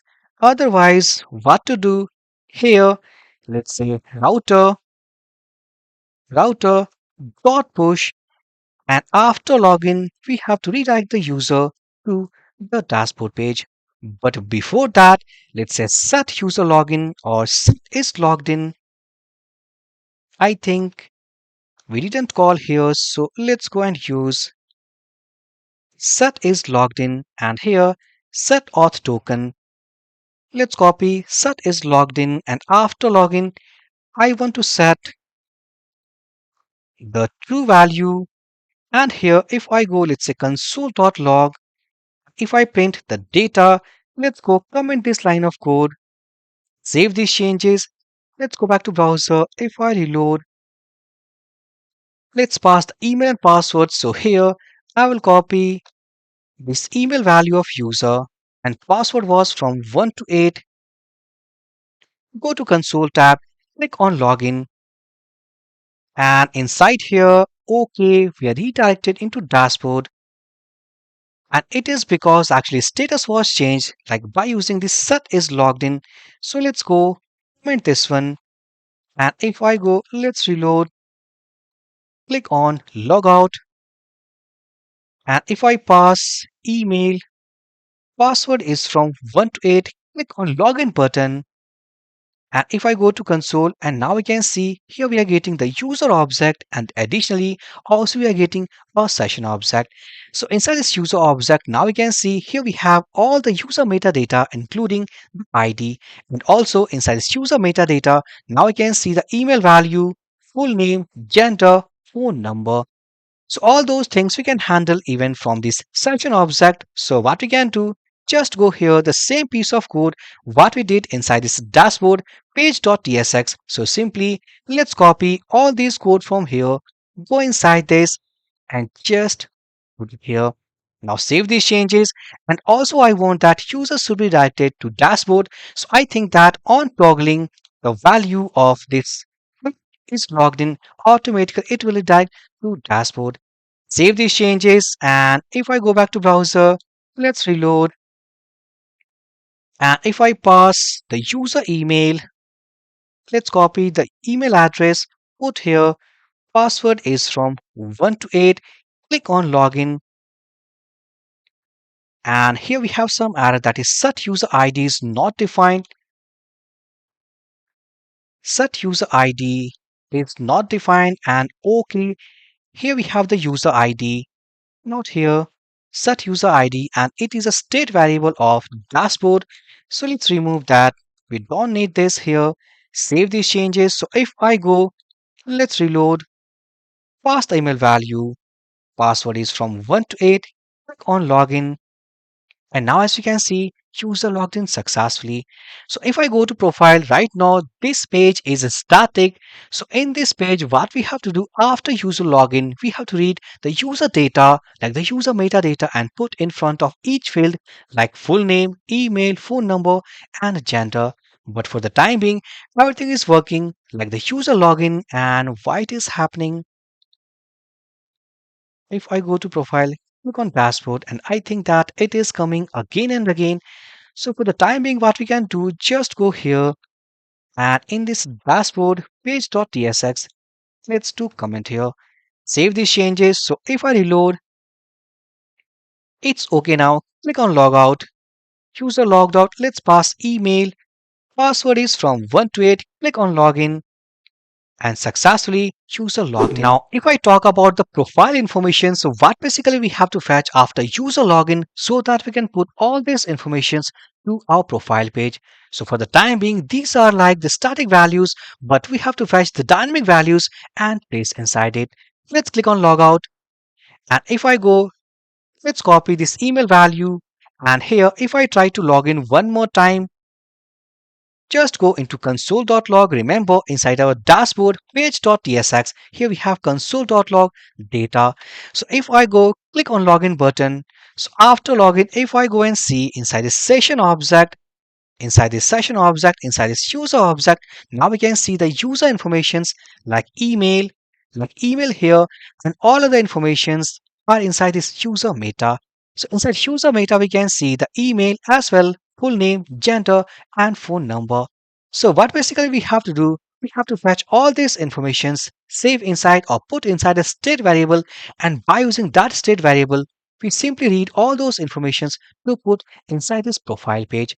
Let's go back to editor, and here I'll open our app utils, and inside this app utils, inside this utils type, let's pass first our user profile, a state variable. It will contain null value, and also set user profile, it means the state manager.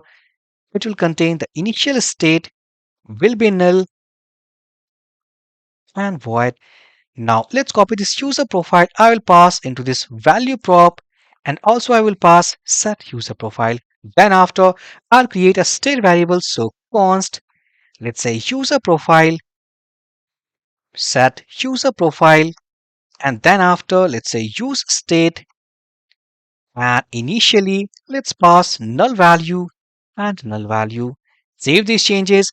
Now let's copy this user profile like set user profile, go inside page.tsx of dashboard, and here what to do instead of console.log or after this set login true, I will pass here, and into this I will pass an object, and inside this object if we read the complete informations after login, let's click on logout. Again I will go and log in, click here, email, password, click on login, and after login inside the session object, inside this user object, so simply to get all the data here, it will be if we want to get the name values, so name equals to data dot session dot user meta dot full name. And if I talk about the properties, so inside user meta, it will be full name. So just copy and put it here. So before getting these values, let's put question mark that if this is available, then it's okay. Now then we have to get the gender or maybe the email value. So here it will be email. So data dot session dot user meta. Let's copy, put here. So user meta dot email. So I will copy and put it here. Now two more times. Same goes for gender and same goes for phone number. Either we can write inside this double quotes or simply we can write without double quotes. So name is also okay. Let's go and remove. Email is also okay.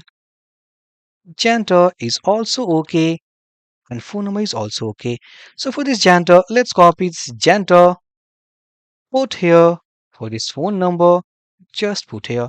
So once we set all these values inside a state variable, now inside page.tsx of our profile layout, just go inside profile page.tsx. Now it's very simple. Simply let's import my app hook, and here let's say const, it will be user profile and it will be from my app hook. Let's copy and let's choose first use client, then use profile. Let's copy. So first I will check that if name exists, so it will be expression, and inside it, let's say user profile question mark dot full name. If I talk about the property, so the property name is called name. So it will be user profile dot name. So the same pattern, let's copy, put here. This is for email, put here for phone number. This is user profile dot phone, and for gender, user profile dot gender. So save these changes. Let's go back to browser. And if I go to profile page, and inside this profile, if we are not getting anything, it's because I think inside this dashboard page.tsx, this function is not setting our state variable. And okay, actually, before using this state manager, also we have to import. And here inside this my app hook, if I save these changes, now let's go back to browser. And if I go first to this dashboard, let's go to profile. And now as you can see that here we have the email value, like name value, email value, phone number, and gender. Now let's go and click on logout. Then I will go create a new registration of user. Click on fake filler to fill the fake information. Let's set a password. So this is also from 1 to 8. 1 to 8. I will copy the email value. Gender is male. Click on register. User registered successfully. If I go and try to log in, click on login. User logged in successfully. If I go to profile, and now as you can see the profile information, and also after getting the user profile information, we don't want this loading profile message. So what to do? Simply let's go and remove this static HTML, that is p tag, or maybe if I go here, then this way we can handle that if user profile exists. Let's copy if it exists. So this will be the parenthesis. Otherwise, this will be the parenthesis. So I will copy, but here, let's put inside this first parenthesis if we have the profile information. Otherwise, inside the second parenthesis, let's add a p tag. And inside this p tag, let's say that no profile found. Save these changes. Now let's go back to browser and here I can see no profile found and why it is coming. Let's debug first. Click on dashboard. It's all okay. Click on profile. Profile informations are coming. And if I reload to this page, and now as you can see, profile has been lost. So it means that on page load, it is not retaining the profile information. So what to do? I'll go to this page.tsx of dashboard and here it's a local storage. I will also store the profile informations into local storage. So local storage dot set item and here I will call user underscore profile and let's say JSON stringify. So JSON dot stringify and here I will pass the same object what we have passed into state variable. So just copy and put it here. Now in this time, now apart from this state variable, also we are setting the profile informations into local storage. So what next? Just copy this key, go inside app utils, and here let's say const user profile equals to let's say local storage dot get item. This is our key. Now once we get the key, just go here, let's say set user profile and inside this json dot parse and inside here just pass user profile. Now if I save these changes, let's go here and now as you can see that let's go dashboard. It's all okay. Go to profile. It's okay. If I reload, and now as you can see that the profile informations of logged in user. So successfully, so far up to this course, we have done the custom login registration process, custom login process, and also we have done the provider login process that is by using Google and GitHub. And additionally, also we have covered that how to set the user profile informations inside dashboard. Now then after into this course also we have to see that how to process our CRUD based operation. It means how to process the create operation, read operation, update operation, and delete operation of this Next.js application with Supabase.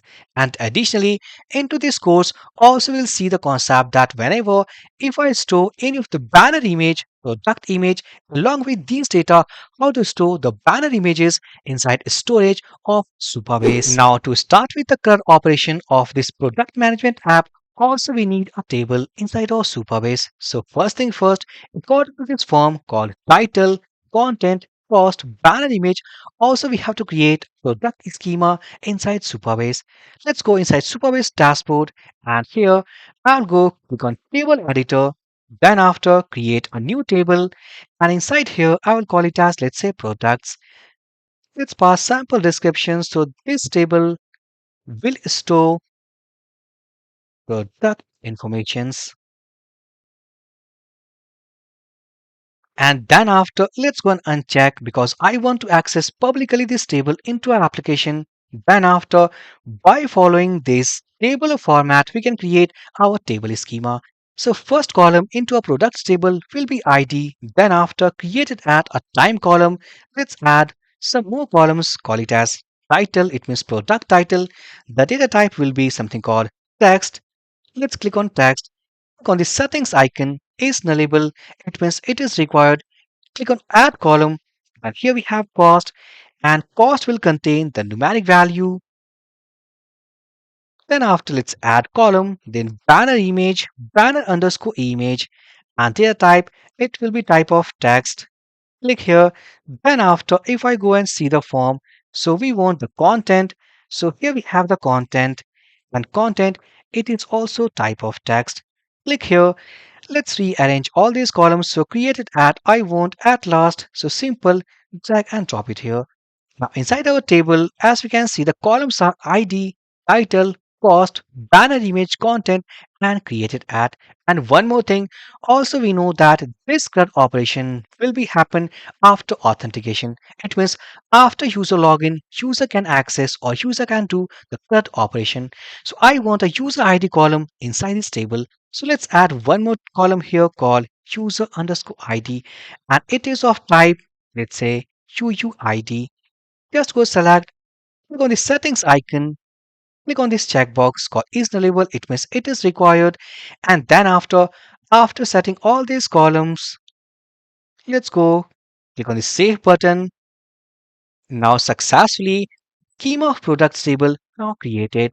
One more thing, while creating any product from this add product form, also we have to send the user ID along with form data.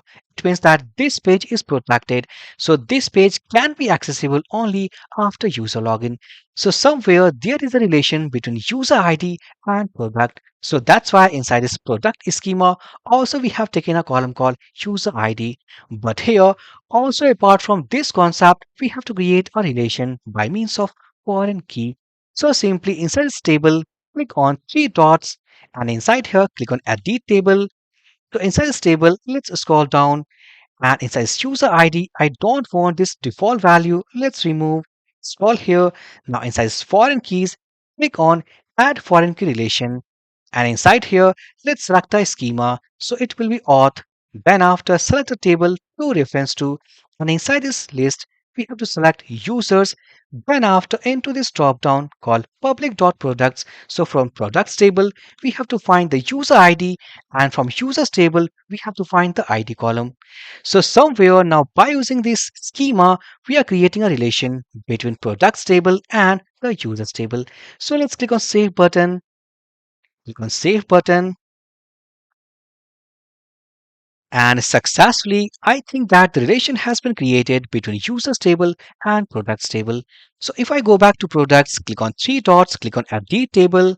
Now inside here, if I scroll, and now we can see that here inside this foreign keys, the keys concept now created, relation now created, that is user ID from products table and ID column of users table.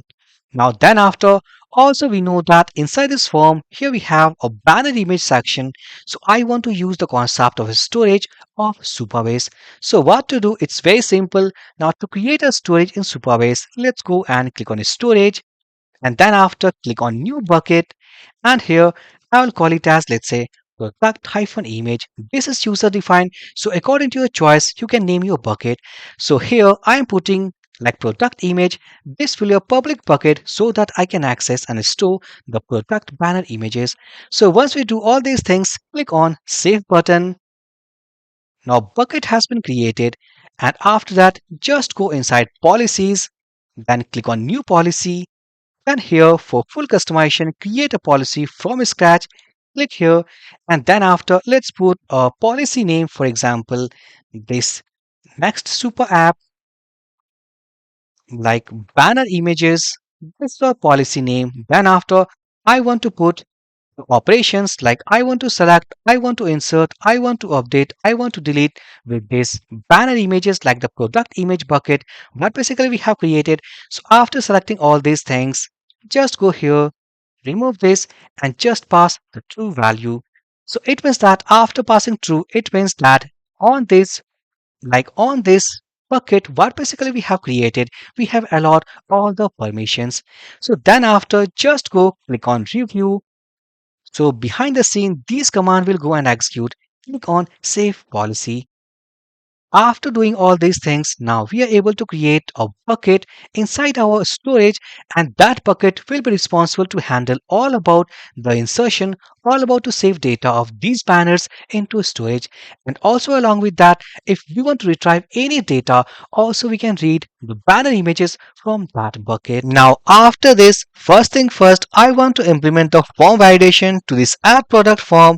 Let's go back to editor, go inside app folder, auth, dashboard, and here we have page.tsx. So to implement form validation, we have to import some packages. So first will be use form and it is from React hook form. Then after import all as yup from and this is from yup. And finally we need like yup resolver. So import yup resolver and it will be from hook form resolvers forward slash yup. And then after let's create our form schema. So const, let's say form schema equals to yup dot object dot shape method. And inside the shape method, let's add our form input fields. So if I go to the form, so here we have title, content, cost, banner image, and here we have the preview icon. So we want validation for all these fields like title, content, and cost. So if I go here, now let's say the title, this is product title. So here, dot string, dot required, dot required, and in this case, let's say product title is required. Then after, I want for content, so it will be content. Then here, dot string method, it is also required. So here, let's say content is required. Or instead, also we can call it as, let's say description. Description is required. And finally, for the cost field, yep, dot, let's say string. And here, let's say required. Product cost is required. Now, after this form schema, let's go inside this dashboard, and here I'll make use of use form. So use form, and inside this I will call resolver, and inside this resolver let's call here resolver, and inside this I will pass form schema. Then after, from this use form hook, I will call first register method, then after handle submit, then after form state, and from form state I will call errors, and one more method we want, and that will be called set value. If I save these changes, now then after, let's go inside this form tag, go inside each of the input fields. So here let's say register, and inside this register the title, and also to get the validation error message, just go inside this small tag, and here I will call errors dot title dot message. Now if I save these changes, let's go inside this content. So inside this content, inside this text area, simply call register, and then after the field name will be content, and here inside this small tag, to display the error message corresponding to this content field, it will be call errors dot content dot message. Then after, for this cost field, it will be register, and then after the field name will be called cost. Go inside this small tag, the same pattern we have to follow, called errors, then after cost, then after message. Now successfully we have implemented form validation. And one more thing, if I go to this form tag, let's pass on submit event handler, and inside here let's say handle submit, and I will pass, let's say, on form submit. Just copy this function name, then after this use effect, let's say const on form submit, and inside this let's say form data, form data. So here, now whenever if I submit this form, this function will be called. So for the time being, if I go console.log, let's say form data, save these changes. So far inside this form, we have implemented our form validation. If I go back to browser, just go, let's reload. Without passing any data, click on add product, and now we can see product title is required, description is required, and product cost is required. Now after this, we can do one more thing with the onChange event of banner image. Let's go back to editor. So first here, let's create our interface. So before this form schema, I will pass, let's say interface. I will call it as product type, and into this object, let's create some properties. So it, it is type of number, then product title, it will contain a string value, then content, string value, cost, string value, and also we need the banner image. So it is either a string value, or it will be a file type, or it will contain the null value. Save these changes. So if I copy this product type, if I go into this dashboard, so this products, either it will be of product type or null, Now if I save these changes, let's scroll down. So I'll go into this banner image section. Let's go inside this input type file and I will add on change event. Now inside this, let's pass the current event object of this input type file button, and into this expression I will call set value, and inside here let's pass a key. So as we know that for this banner image, for this input type file, we had taken banner image. So banner image, and the value will be event dot target dot files, and I'll read the first index value. Now also, as we know that here we have a preview image section, so this variable is not a simple variable, it's a state variable.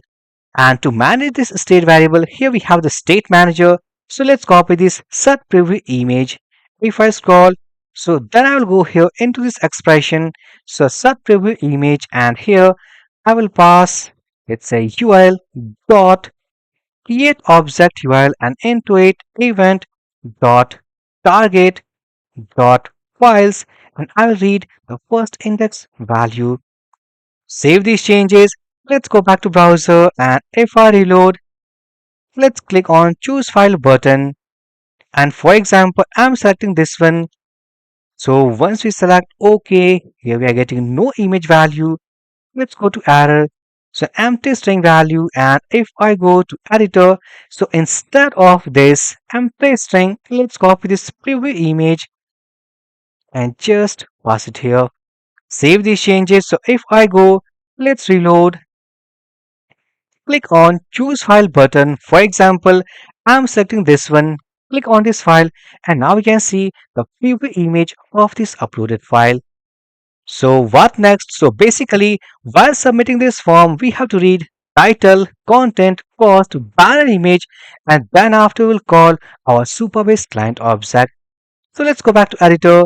So if I go here inside this on form submit, so first thing first, I will check that if I have uploaded any banner image, because it's an optional field. So for example, if I uploaded a banner image, so we have to first read the value, and then after we have to upload into product images. Remember, we have created a storage bucket into Supabase. So here, what I will do, let's say if form data, what the form we are submitting. So form data dot banner image, if it is an instance of file, so then after, and before that, let's say let image path equals to null. Now here inside this if block, let's say image path equals to, I'll call a function, let's say upload image file, and into this let's pass form data dot banner image, and also we are using a wait keyword, so this function must be async.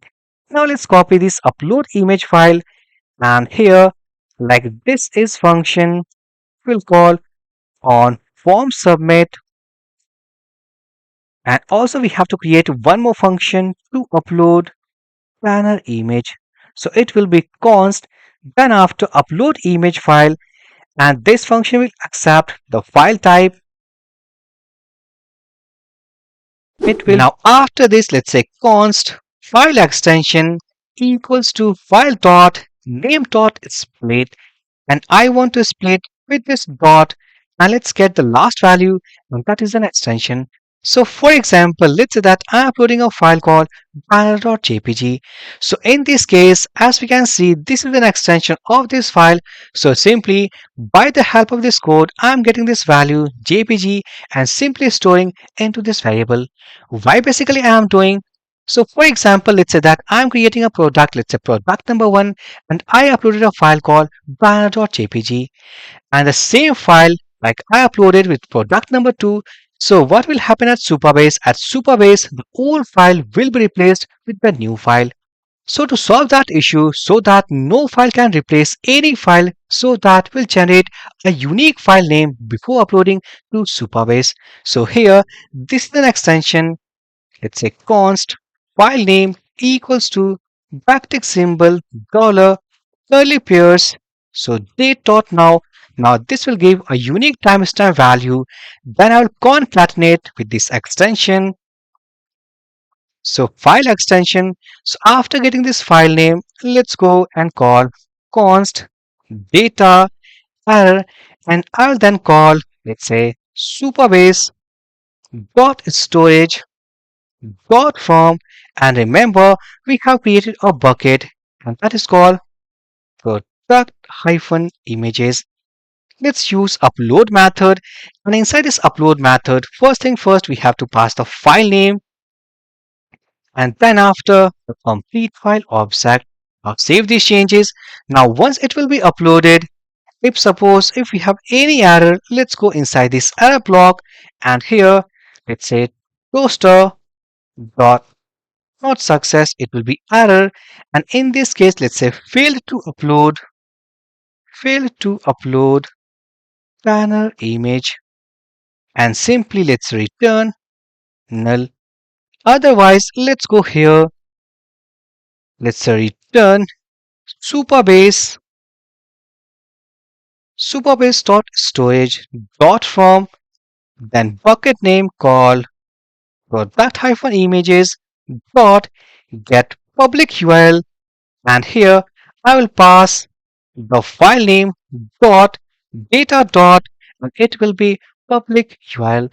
So successfully, in case if suppose we uploaded our file successfully to Supabase, there is no error.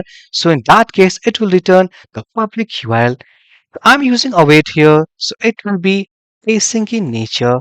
Now save these changes. Now after this, let's close this function. Then I'll go to this on form submit. So here inside this if block, let's say that if image path, if it is null, so in that case, simply return. Otherwise, just I'll go here and call our Supabase object. Then from Supabase, remember, also we have a table called products, and it is products table. Simply we have to go and insert our data. So inside this insert, I will call our all form data. So for the time being, if I go and let's comment all these lines of code, let's copy this form data, and here let's say console.log form data, and also let's comment this line of code. If I save these changes, let's go back to browser. If I reload, click on inspect, and here let's fill this form. So if I use the Chrome extension fake filler to fill all these input fields, now you can see we have some dummy data. So if I go click on console, let's clear console, and if I go choose a file, for example this one. So after putting all these values, click on add product button, and inside here now you can see title, like here we have the title, cost, content, and banner image, and inside this banner image we can see that it is a type of file and it is containing lots of properties. So what we can do, if I go here, let's go uncomment all these lines of code now. So this form data is containing all about those data, and also inside of products table, remember, let's go back to Supabase. Inside table structure, we can see inside this products table, the columns are user ID, title, cost, banner image. If I scroll, here we have content and created ad. So from form data, like what basically we are getting here, we can get the values of this cost, like first title, cost, banner image, and content. But if you're talking about the user ID, so this user ID we can get the logged in user ID, what basically currently logged in into this dashboard. So what we can do, if I go here, now inside use effect, remember we have stored our current logged in user ID by using this state variable called set user ID. So if I talk about here, so this is user ID. So let's copy this user ID. First, let's close this use effect. After this form data, let's say user underscore ID. This is column name of this products table. And here we have the user ID. And one more thing, banner image, the column name of products table. So in this banner image, I'll store this image path. Now save these changes. So once it will be saved, it will return like data, not there, data and error. And here let's put some conditions. So if we get any error, so in that case let's say toaster means toast dot error, and here let's say failed to add product. Otherwise, I will go to this else block, and here let's say post dot success. Let's say successfully product has been created. Now if I save all these changes, and one more thing, if I go to this choose form, let's call one more function called reset.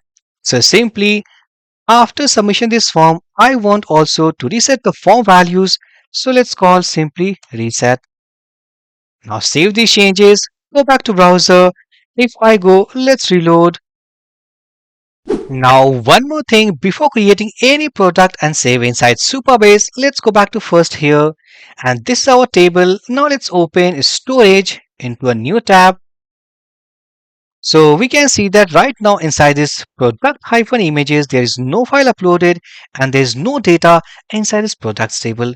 Now let's create some data. So simply I'll go into this form and I will pass, let's say, product1. Then I'll pass, let's say, content1 100, and this time I'm not going to pass any banner image. Let's click on add product button, and we can see that successfully product has been created. So as expected, we don't have any file inside this product-images inside this bucket. But if I go into this table, and now we can see that inside this table here we have the user ID, title, cost, and there's no file uploaded, so banner image equals to null. And here we have content and created ad. Now let's create one more product with banner image. So I will go here, let's say product number 2, then after content number 2, let's say 200, and this time banner image, let's select this file, preview image here, we're going to add product, and successfully product has been created.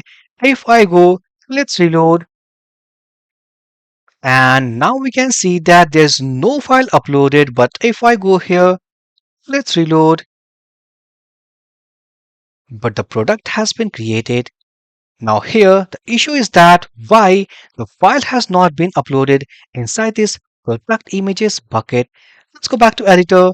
So we have to debug. So if I go, so once this form will be submitted inside this form data dot banner, okay, it's not banner, it will be banner image. Now if I save these changes, I think that this was only mistake. Let's reload, and here if I create, let's say, product number 3, content 3, let's say cost 300, banner image, let's select this file, click on add product, and I think it is taking some time, and okay, product has been created. If I go, let's reload, and successfully, as we can see that inside our Supabase, now the product banner image now uploaded. And also if I go here, let's reload, and successfully inside this banner image also we are able to get this public URL. So successfully, this is the concept that how to use the concept of Supabase, the table, and Supabase, the storage. Now after this create operation, now we have to work on the list operation, which simply means that what the user is currently logged in, we have to get all the products from this products table. But before that, also we have to handle one more thing, that whenever if a product will be created, so in that case, also we have to reset this banner image preview. So what we can do, remember, this is a state variable, like by the help of state variable, we are simply displaying the banner image preview. Let's go back to editor. So if I go here, now let's copy this set preview image, the state manager, and after form reset, simply let's call here, and I have to pass only the null value. Save these changes. Let's go back to browser. Let's reload. And here, after if I go to check, so after product number 3, let's create product number 4. Here, content will be 4. Cost, let's say 400. Banner image, let's say this image. Click on add product.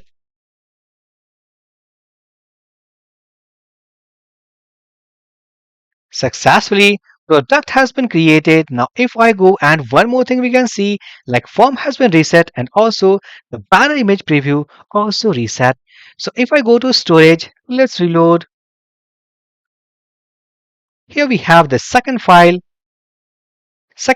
and if I go into a bucket, into a table, if I reload, and here we have the product number 4, and this is the public URL of that banner image.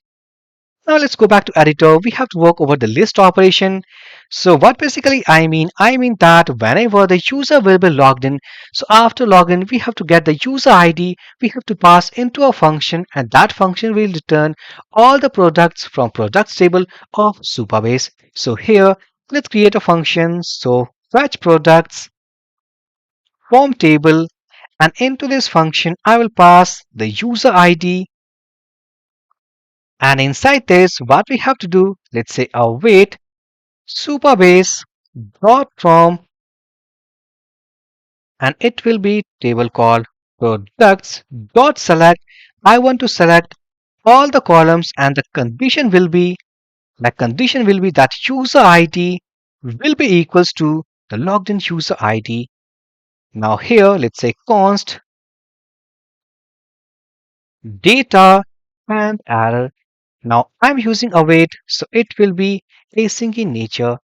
Now let's copy this data, and here for the time being, let's say console.log data, save these changes. So this user ID is a type of number, or it will be something kind of a string value. And then now next, let's copy this function name. Then I'll go to a use effect, and inside this use effect, remember we have a function called handle login session. And inside this handle login session, remember also we are getting current logged in user ID. So what basically I will do after this local storage, let's call that function, and inside this function I will pass data dot session dot user dot id. If I save these changes, now let's go back to browser. If I reload, and now you can see that inside this console here we have 4 objects into an array. So let's open any of the array, and now we can see 4 different products from products table. So this response simply means that current logged in user ID have 4 different products into products table. Now the concept is very simple. Simply we have to get all these data and bind with this tabular format. So what we can do, let's go back to editor. Remember, also we have taken a variable called state variable called products, and this is state manager. So I will just copy set products, and then after let's close this use effect, and then after I will go into this fetch products from table, and here I will check that if, and inside this if, let's say data, and inside this data just pass set products and data. If I save these changes, so this code simply means that if data exists, if product exists, so in that case we are simply setting this state variable. So once we set, automatically this product, like this state variable, will have 4 different products. So if I will copy these products, let's go to our tabular format, and here it is. So right now we can see that this is containing a static HTML. So what we can do, let's say products.length or simply products. So here, let's say products.map. Simply we have to iterate over each single product. So single product, and in that case, I'll cut this complete parenthesis, and after that, just go inside this products.map and paste it here. If I'll save all these changes, let's go back to browser. If I reload, and now we can see that inside this product table, here we have sample product. It means that 4 different products according to 4 static rows. And also we are getting some error, and that is of key prop. So let's go here inside this tr.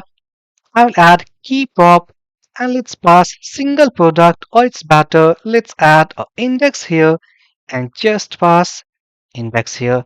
Save these changes. So if I reload, and inside this table of format, here we have the static values. Now let's get the dynamic values. So for title, what we can do, let's go and remove the sample title. And here I will pass I will pass single product dot title, and for content let's remove, and in this case single product dot content. For cost let's remove this one, and here single product dot cost, and inside this edit button. So before that, here we have the preview. So what we can do, just go and uncomment this line of code, and also we will do single product. I will use an expression. So single product dot banner image if it contains any value. So in that case, let's cut this image component, and here I'll put it here, otherwise an empty response. So inside this src, it will be single product dot banner underscore image. And remember, in case of banner image, this property will contain the public URL. So if I save these changes, and also inside this parenthesis, let's put 2 hyphen. If I save these changes, and if I go to products list, page has been reloaded, and okay, we are getting some error. An error is that like image with src is missing the required height property. So in this case, what we can do, just go inside this image component, and here let's say height, and inside this height let's pass 50 pixel. So if I save these changes, now if I go here, and again we have some error, that is invalid src prop, and this prop is cutting this value, and here we have the hostname error. So what we can do, just copy this hostname, because as we know that what the images we are saving to Supabase, all those images in case of read operation is coming from this hostname. So just copy, go here, and inside our next config file, inside this called next.config.ts, let's add images, and then after domains, actually we have to read the file the file from this domain. So if I save these changes, now if I go here, let's reload,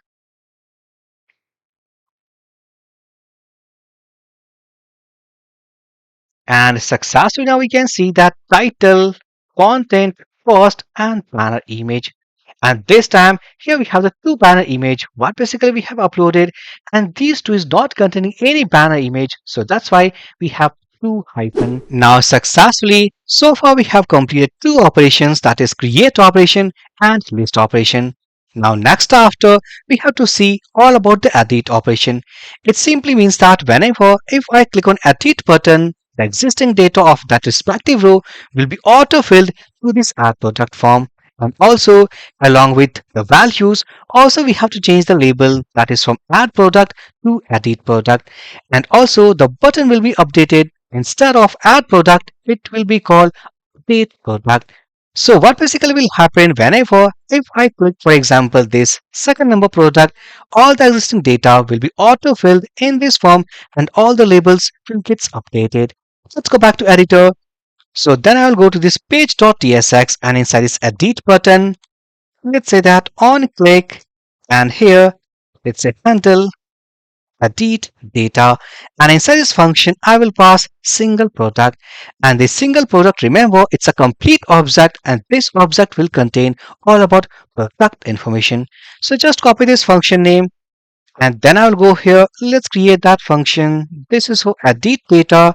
So font handle edit data, it will contain the product information, and this is type of product type. Now here, if I go for the time being, let's say console.log product. If I save these changes, let's go back to browser, and here we have some error, okay, here we have missed arrow. Save these changes, let's go, and for example if I click on this button of this product number 3, click on edit button, and I'm not getting anything. I think that the event handler is not working. Let's go and check one more time. And okay, here we have one more mistake, and pass it here. If I save these changes, let's go click on this product 3, click on edit button, and now we can see that inside this console.log, here we have ID, title, banner image, content, cost, created at, and user ID. After getting all these things, we have to simply put inside this form. And remember, from use form hook, also we get a function called set value. So if I go to use form, and inside this use form, here we have the set value. Now this time, I will make use of this set value. So just copy set value, go inside this and then edit data. So set value, let's say title, and this will be product.title. So if I save these changes, if I go back to browser, and for example, click on product number 4, edit button, and now you can see product 4. And now after this product title, into same pattern, we have to get the product content, product cost, and product banner image. Let's go back to editor. After this title, it's a set value, and here it will be content, and here let's say product dot content. Then after it will be set value, and here for the cost it will be, let's say, product dot cost. Then after set value, let's say for banner image it will be product dot banner image. And also I want to set the preview image. For example, if I go here, if I want to click on this product number 3, what the image I am seeing here inside this banner image, I want that this image also will be available as a preview right here inside this banner image. So for that, remember, we have a state variable, so set preview image. And in this case, simply product dot banner image. Now if I save these changes, and one more thing, let's create one more state variable, and I will call it as, let's say, const edit id. Let's just set edit id equals to use state, and initially it will contain the null value. Now let's copy this set edit id, and then after I'll go here, pass it here, and inside this I will pass, let's say, product dot id. Now if I save these changes, if I go back to browser, let's go.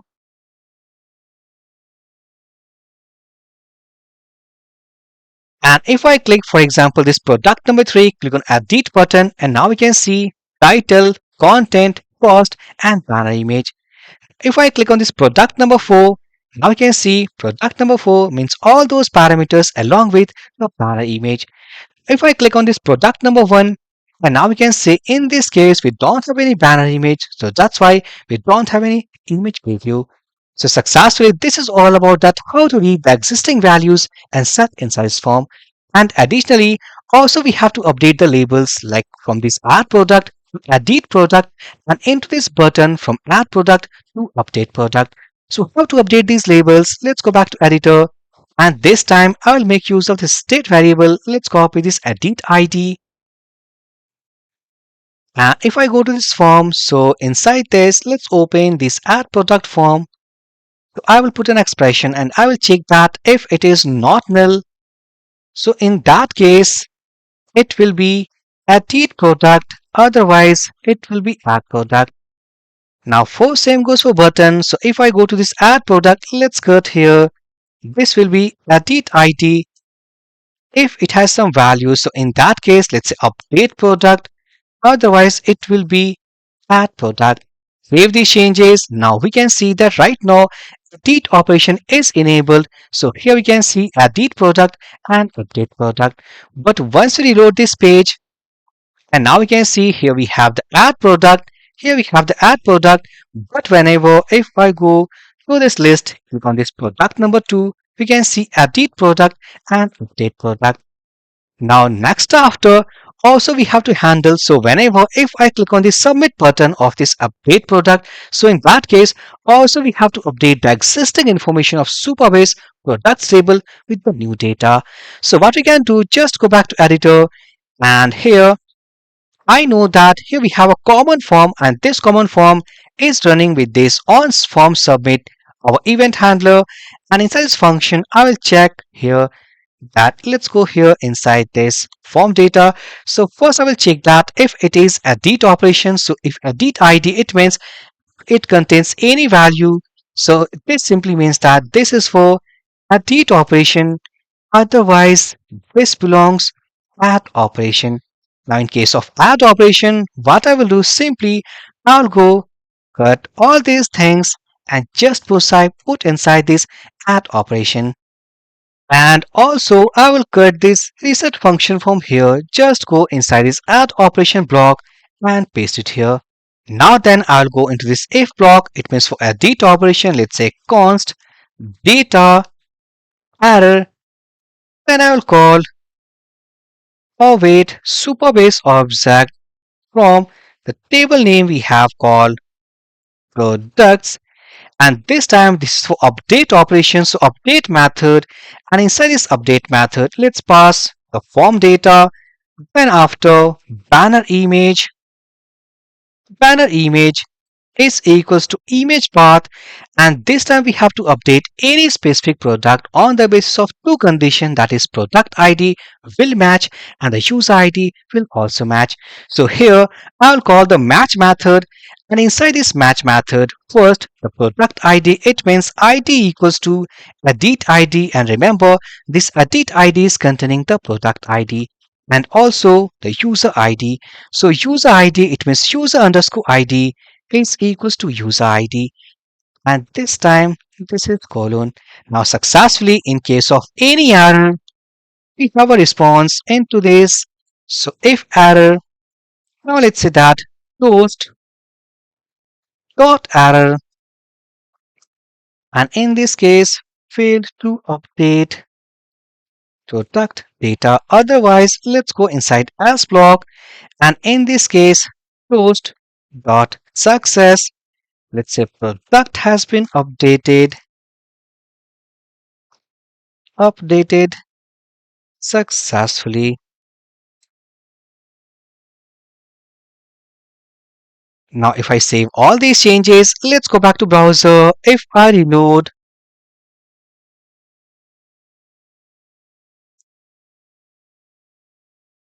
so for example, I want to update this product number 2, click on edit button.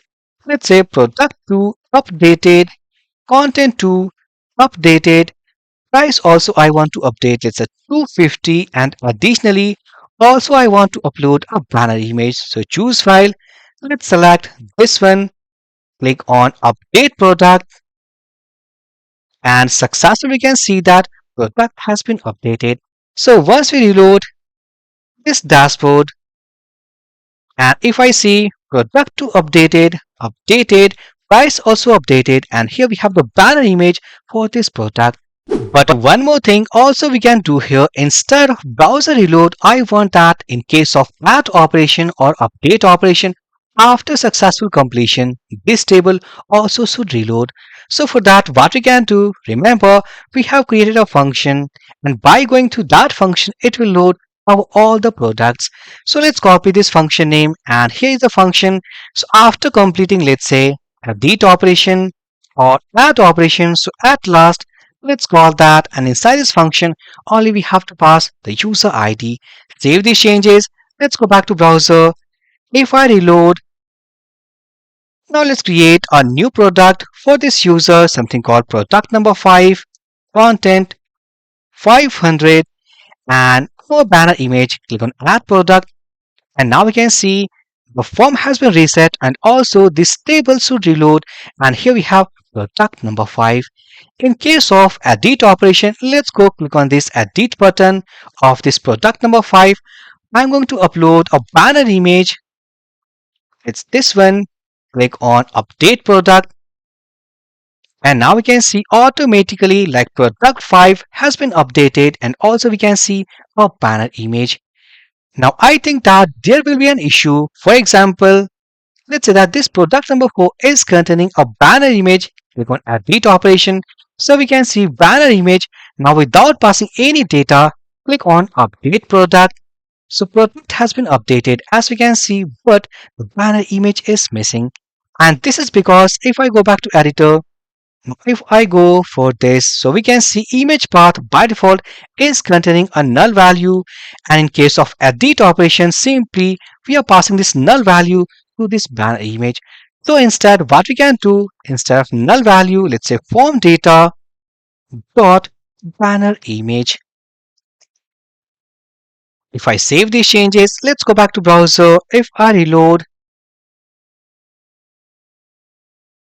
click on, for example, this product number 1. Let's upload a file. This one, click on update product. Product has been updated, and hopefully here we have the banner image. Let's go click on product number 3.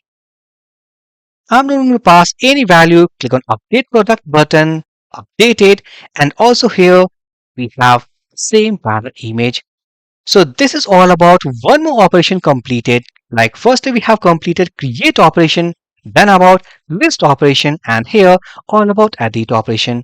Now finally we have to work over one more operation, and that is delete button functionality. So in this case, what basically I want, so whenever if any user, let's say that want to delete this product number 1, click on delete button. First it will ask a confirmation. So that's why we have installed Sweet Alert 2. So it will ask for the confirmation. If user confirms like yes button, so automatically we have to call the Supabase database, and then after we can perform the delete operation. Now for delete operation, let's go back to editor. So first I will go to the delete button. So here we have the delete button. Let's go add an event called on click, and inside this event let's pass handle delete product, and inside this I will pass single product dot id, and this id is required, so I will put exclamation. Now let's copy this function name, and then after let's create a function. So here it will be const function name, and it will accept the product id. So id, it is type of number, and then after let's say const, and before deleting product also we want some confirmation, and that confirmation I will implement using Sweet Alert 2. So to use the Sweet Alert concept, if I go back to browser and let's open Sweet Alert 2, hit enter. Now let's open this first one, that is Sweet Alert, that is github.io, and here we have much more examples. So if I scroll,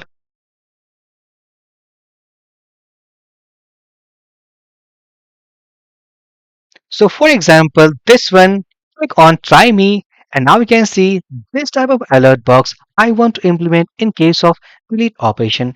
So what we can do, just copy but all these code, because remember already we have inside our package.json the library accessed. If I go to confirm, so inside package.json, now you can see here Sweet Alert 2. Let's go back to page.tsx, and here let's paste all those code. So first we have to import swal. So I will go at the top of this file, and here let's import swal from Sweet Alert 2. Then after I'll go here, and inside this is confirmed. It means that user has clicked on yes button. So in that case, let's say const data error, let's say await Supabase, then after from, and the table name we have called products. I will call delete method, and the condition will be by using match method. We have two conditions like product ID will match and the user ID will match. So in this case ID equals to, and I have passed here the ID. So ID equals to ID. Then after also the user ID of table column also will match the user ID of that user. So here let's if in case so we have any errors, so in that case what we can do, and we are using await, so this function will be async in nature.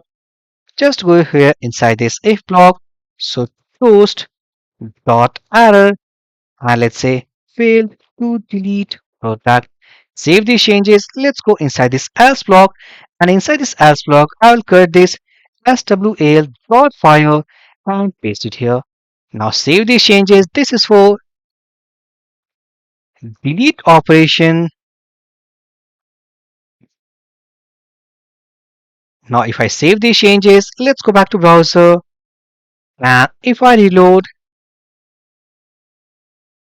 click on let's say product number 4, click on delete button, And now we can see it is asking, are you sure? So for example, I'm not interested to delete this product. Click on cancel button, no activity. But whenever, if I go click on delete button, just delete it. Now we can see that deleted, your file has been deleted. And also I want to reload this products table. So for that we have to call the same function, and that is fetch products. Let's copy, and after this confirmation, let's paste it here. And instead of this SWA, let's remove, let's call here post dot success, and this will be, let's call it as product deleted successfully. Now if I save these changes, now this user ID is required. So let's put exclamation, and also this product ID is required. Put exclamation, put exclamation. Now if I save these changes, let's go back to browser. If I reload, so hopefully inside our products table, we'll not see our product number 4. We can see here, click on product number 1, delete button, just delete it. And now you can see product deleted, and also the product was deleted from this product list. And also we can do one more thing, and that is the implementation of loading icon. So far, what the operations we are performing into this application, there is no loading icon. So I mean to say that we have a loader component, and that loader component will be visible whenever if we perform any operation. Let's go back to editor. So remember, inside our components folder, here we have loader.tsx. Right now, this component is not in use. So what we can do to use this loading icon, let's go inside apputils.tsx, and then after into this apputils type, let's add that is loading,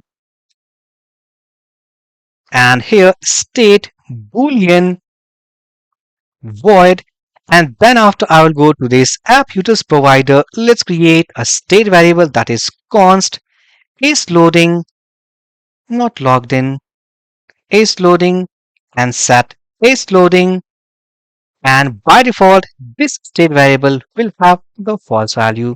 Let's copy this set is loading, then I'll go to this value prop and just pass it here. Now according to the value of this is loading, like it is false right now, so let's go into this expression and I will make use of that. If it is true, it means this state variable, if it is true, so in that case I will display our loader component. So automatically it will be imported. If I go here, now you can see loader from components loader. So if it is true, then this will be visible. Otherwise, the respective component will be visible. So if I save these changes, now then after, I'll go to this page.tsx of this dashboard, and first I will implement, let's first import our set is loading using inside this my app hook. So here it will be set is loading. Let's copy, and here just go inside this use effect inside this in the login session. After this error, let's push it here. So set is logged in. Let's pass the true value. Now after this if block, let's say set is loading equals to false value. Now automatically whenever if we call this function, if we pass this true, so automatically this true value will turns this is loading, the state variable will be true. So in that case, this loading icon will be visible.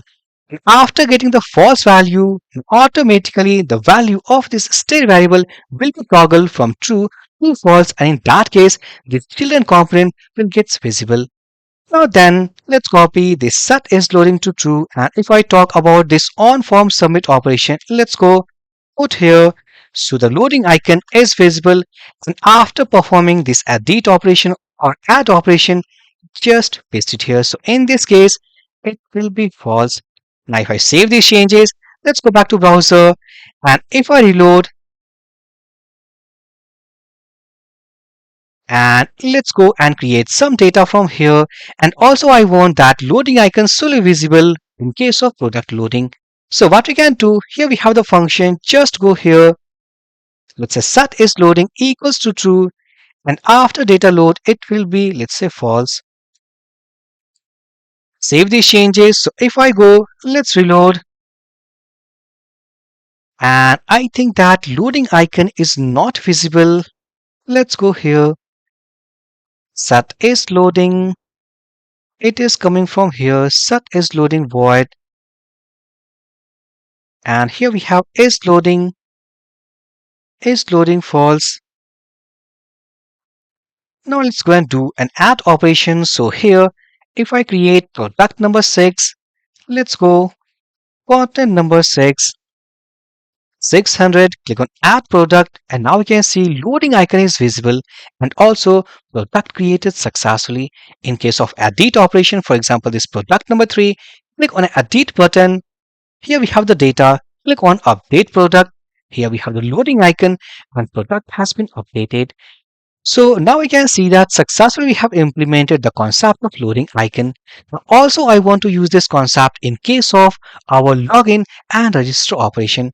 Let's go click on logout and successfully we logged out.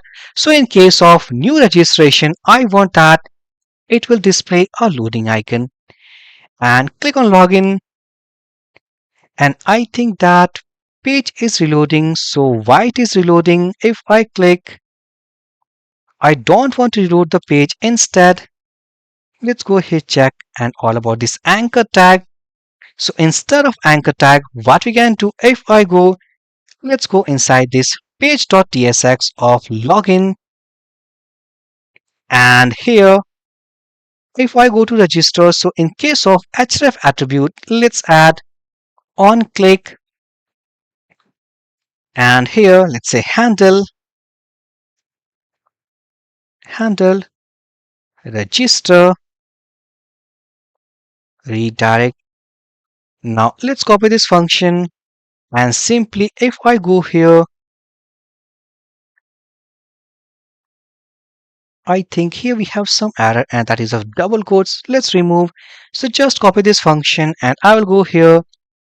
Let's say const handle register redirect.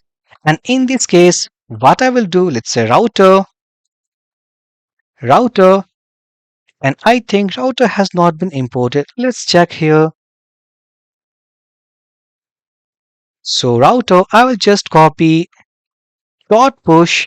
And in this case, we have to go inside auth /register. If I save these changes, let's go here. And if I go, click on register.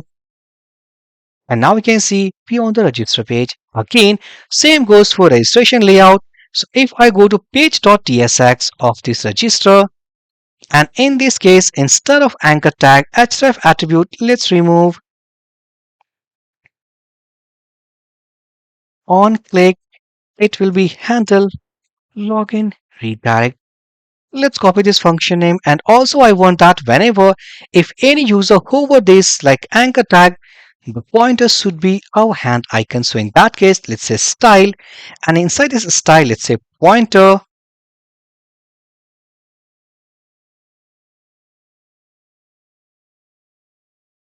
Or sorry, cursor equals to pointer. Now let's copy this style attribute and if I go to the page.tsx and inside here, let's paste it here. Let's go page.tsx, copy this function name and then I will go here. Let's say const function. If I say router.push and in this case it will be /auth /login. Save these changes. Now if I go, let's reload. Now if I hover, now we can see our hand icon means cursor equals to pointer. Click on login. Here we have the login layout. Click on register, our register layout. Now let's fill the information. So I'm passing or I'm clicking over this fake filler, all the values on register. So I want that loading icon should be visible. So for that, let's go inside registration page. And inside this register page, I want to call, let's say first our my app hook. And inside this, my app hook is not available. So first we have to import. So import my app hook, imported. Then I'll go here. Let's say const. And it will be, let's say set is loading my app hook. And from this my app hook, I want to get set is loading. Let's copy. And inside this on form submit, first I will display the loading icon, and then after, let's go here and let's pass false value. Now before passing, let's copy and here after message loading icons equals to false, and then we have to go into our login layout. Save these changes. Let's go click on register button, and I think that inside this console we have some error. So let's reload. There is no error. Click on fake filler. Informations are ready.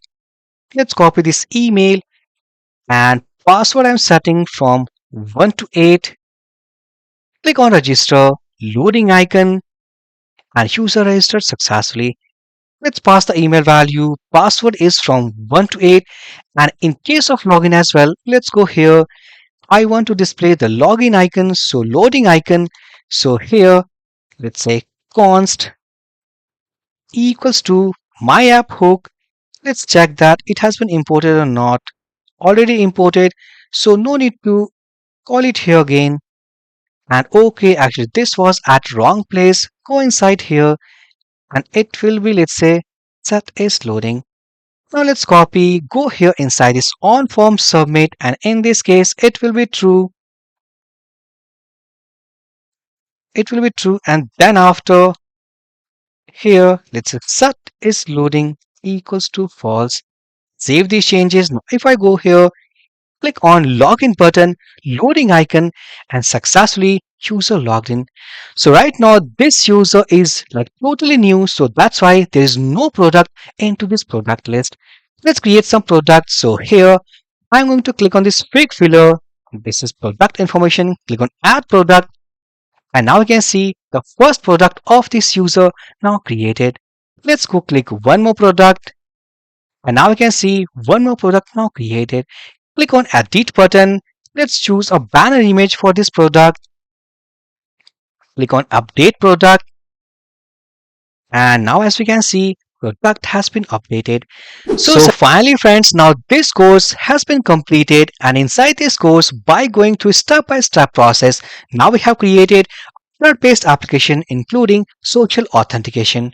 So I hope that after watching this course, now you have the idea that how to use Next.js setup with Supabase and how to use social authentication of Supabase, and additionally how to perform the CRUD-based operation with the table of Supabase, and also how to store any specific file or any file inside Supabase storage.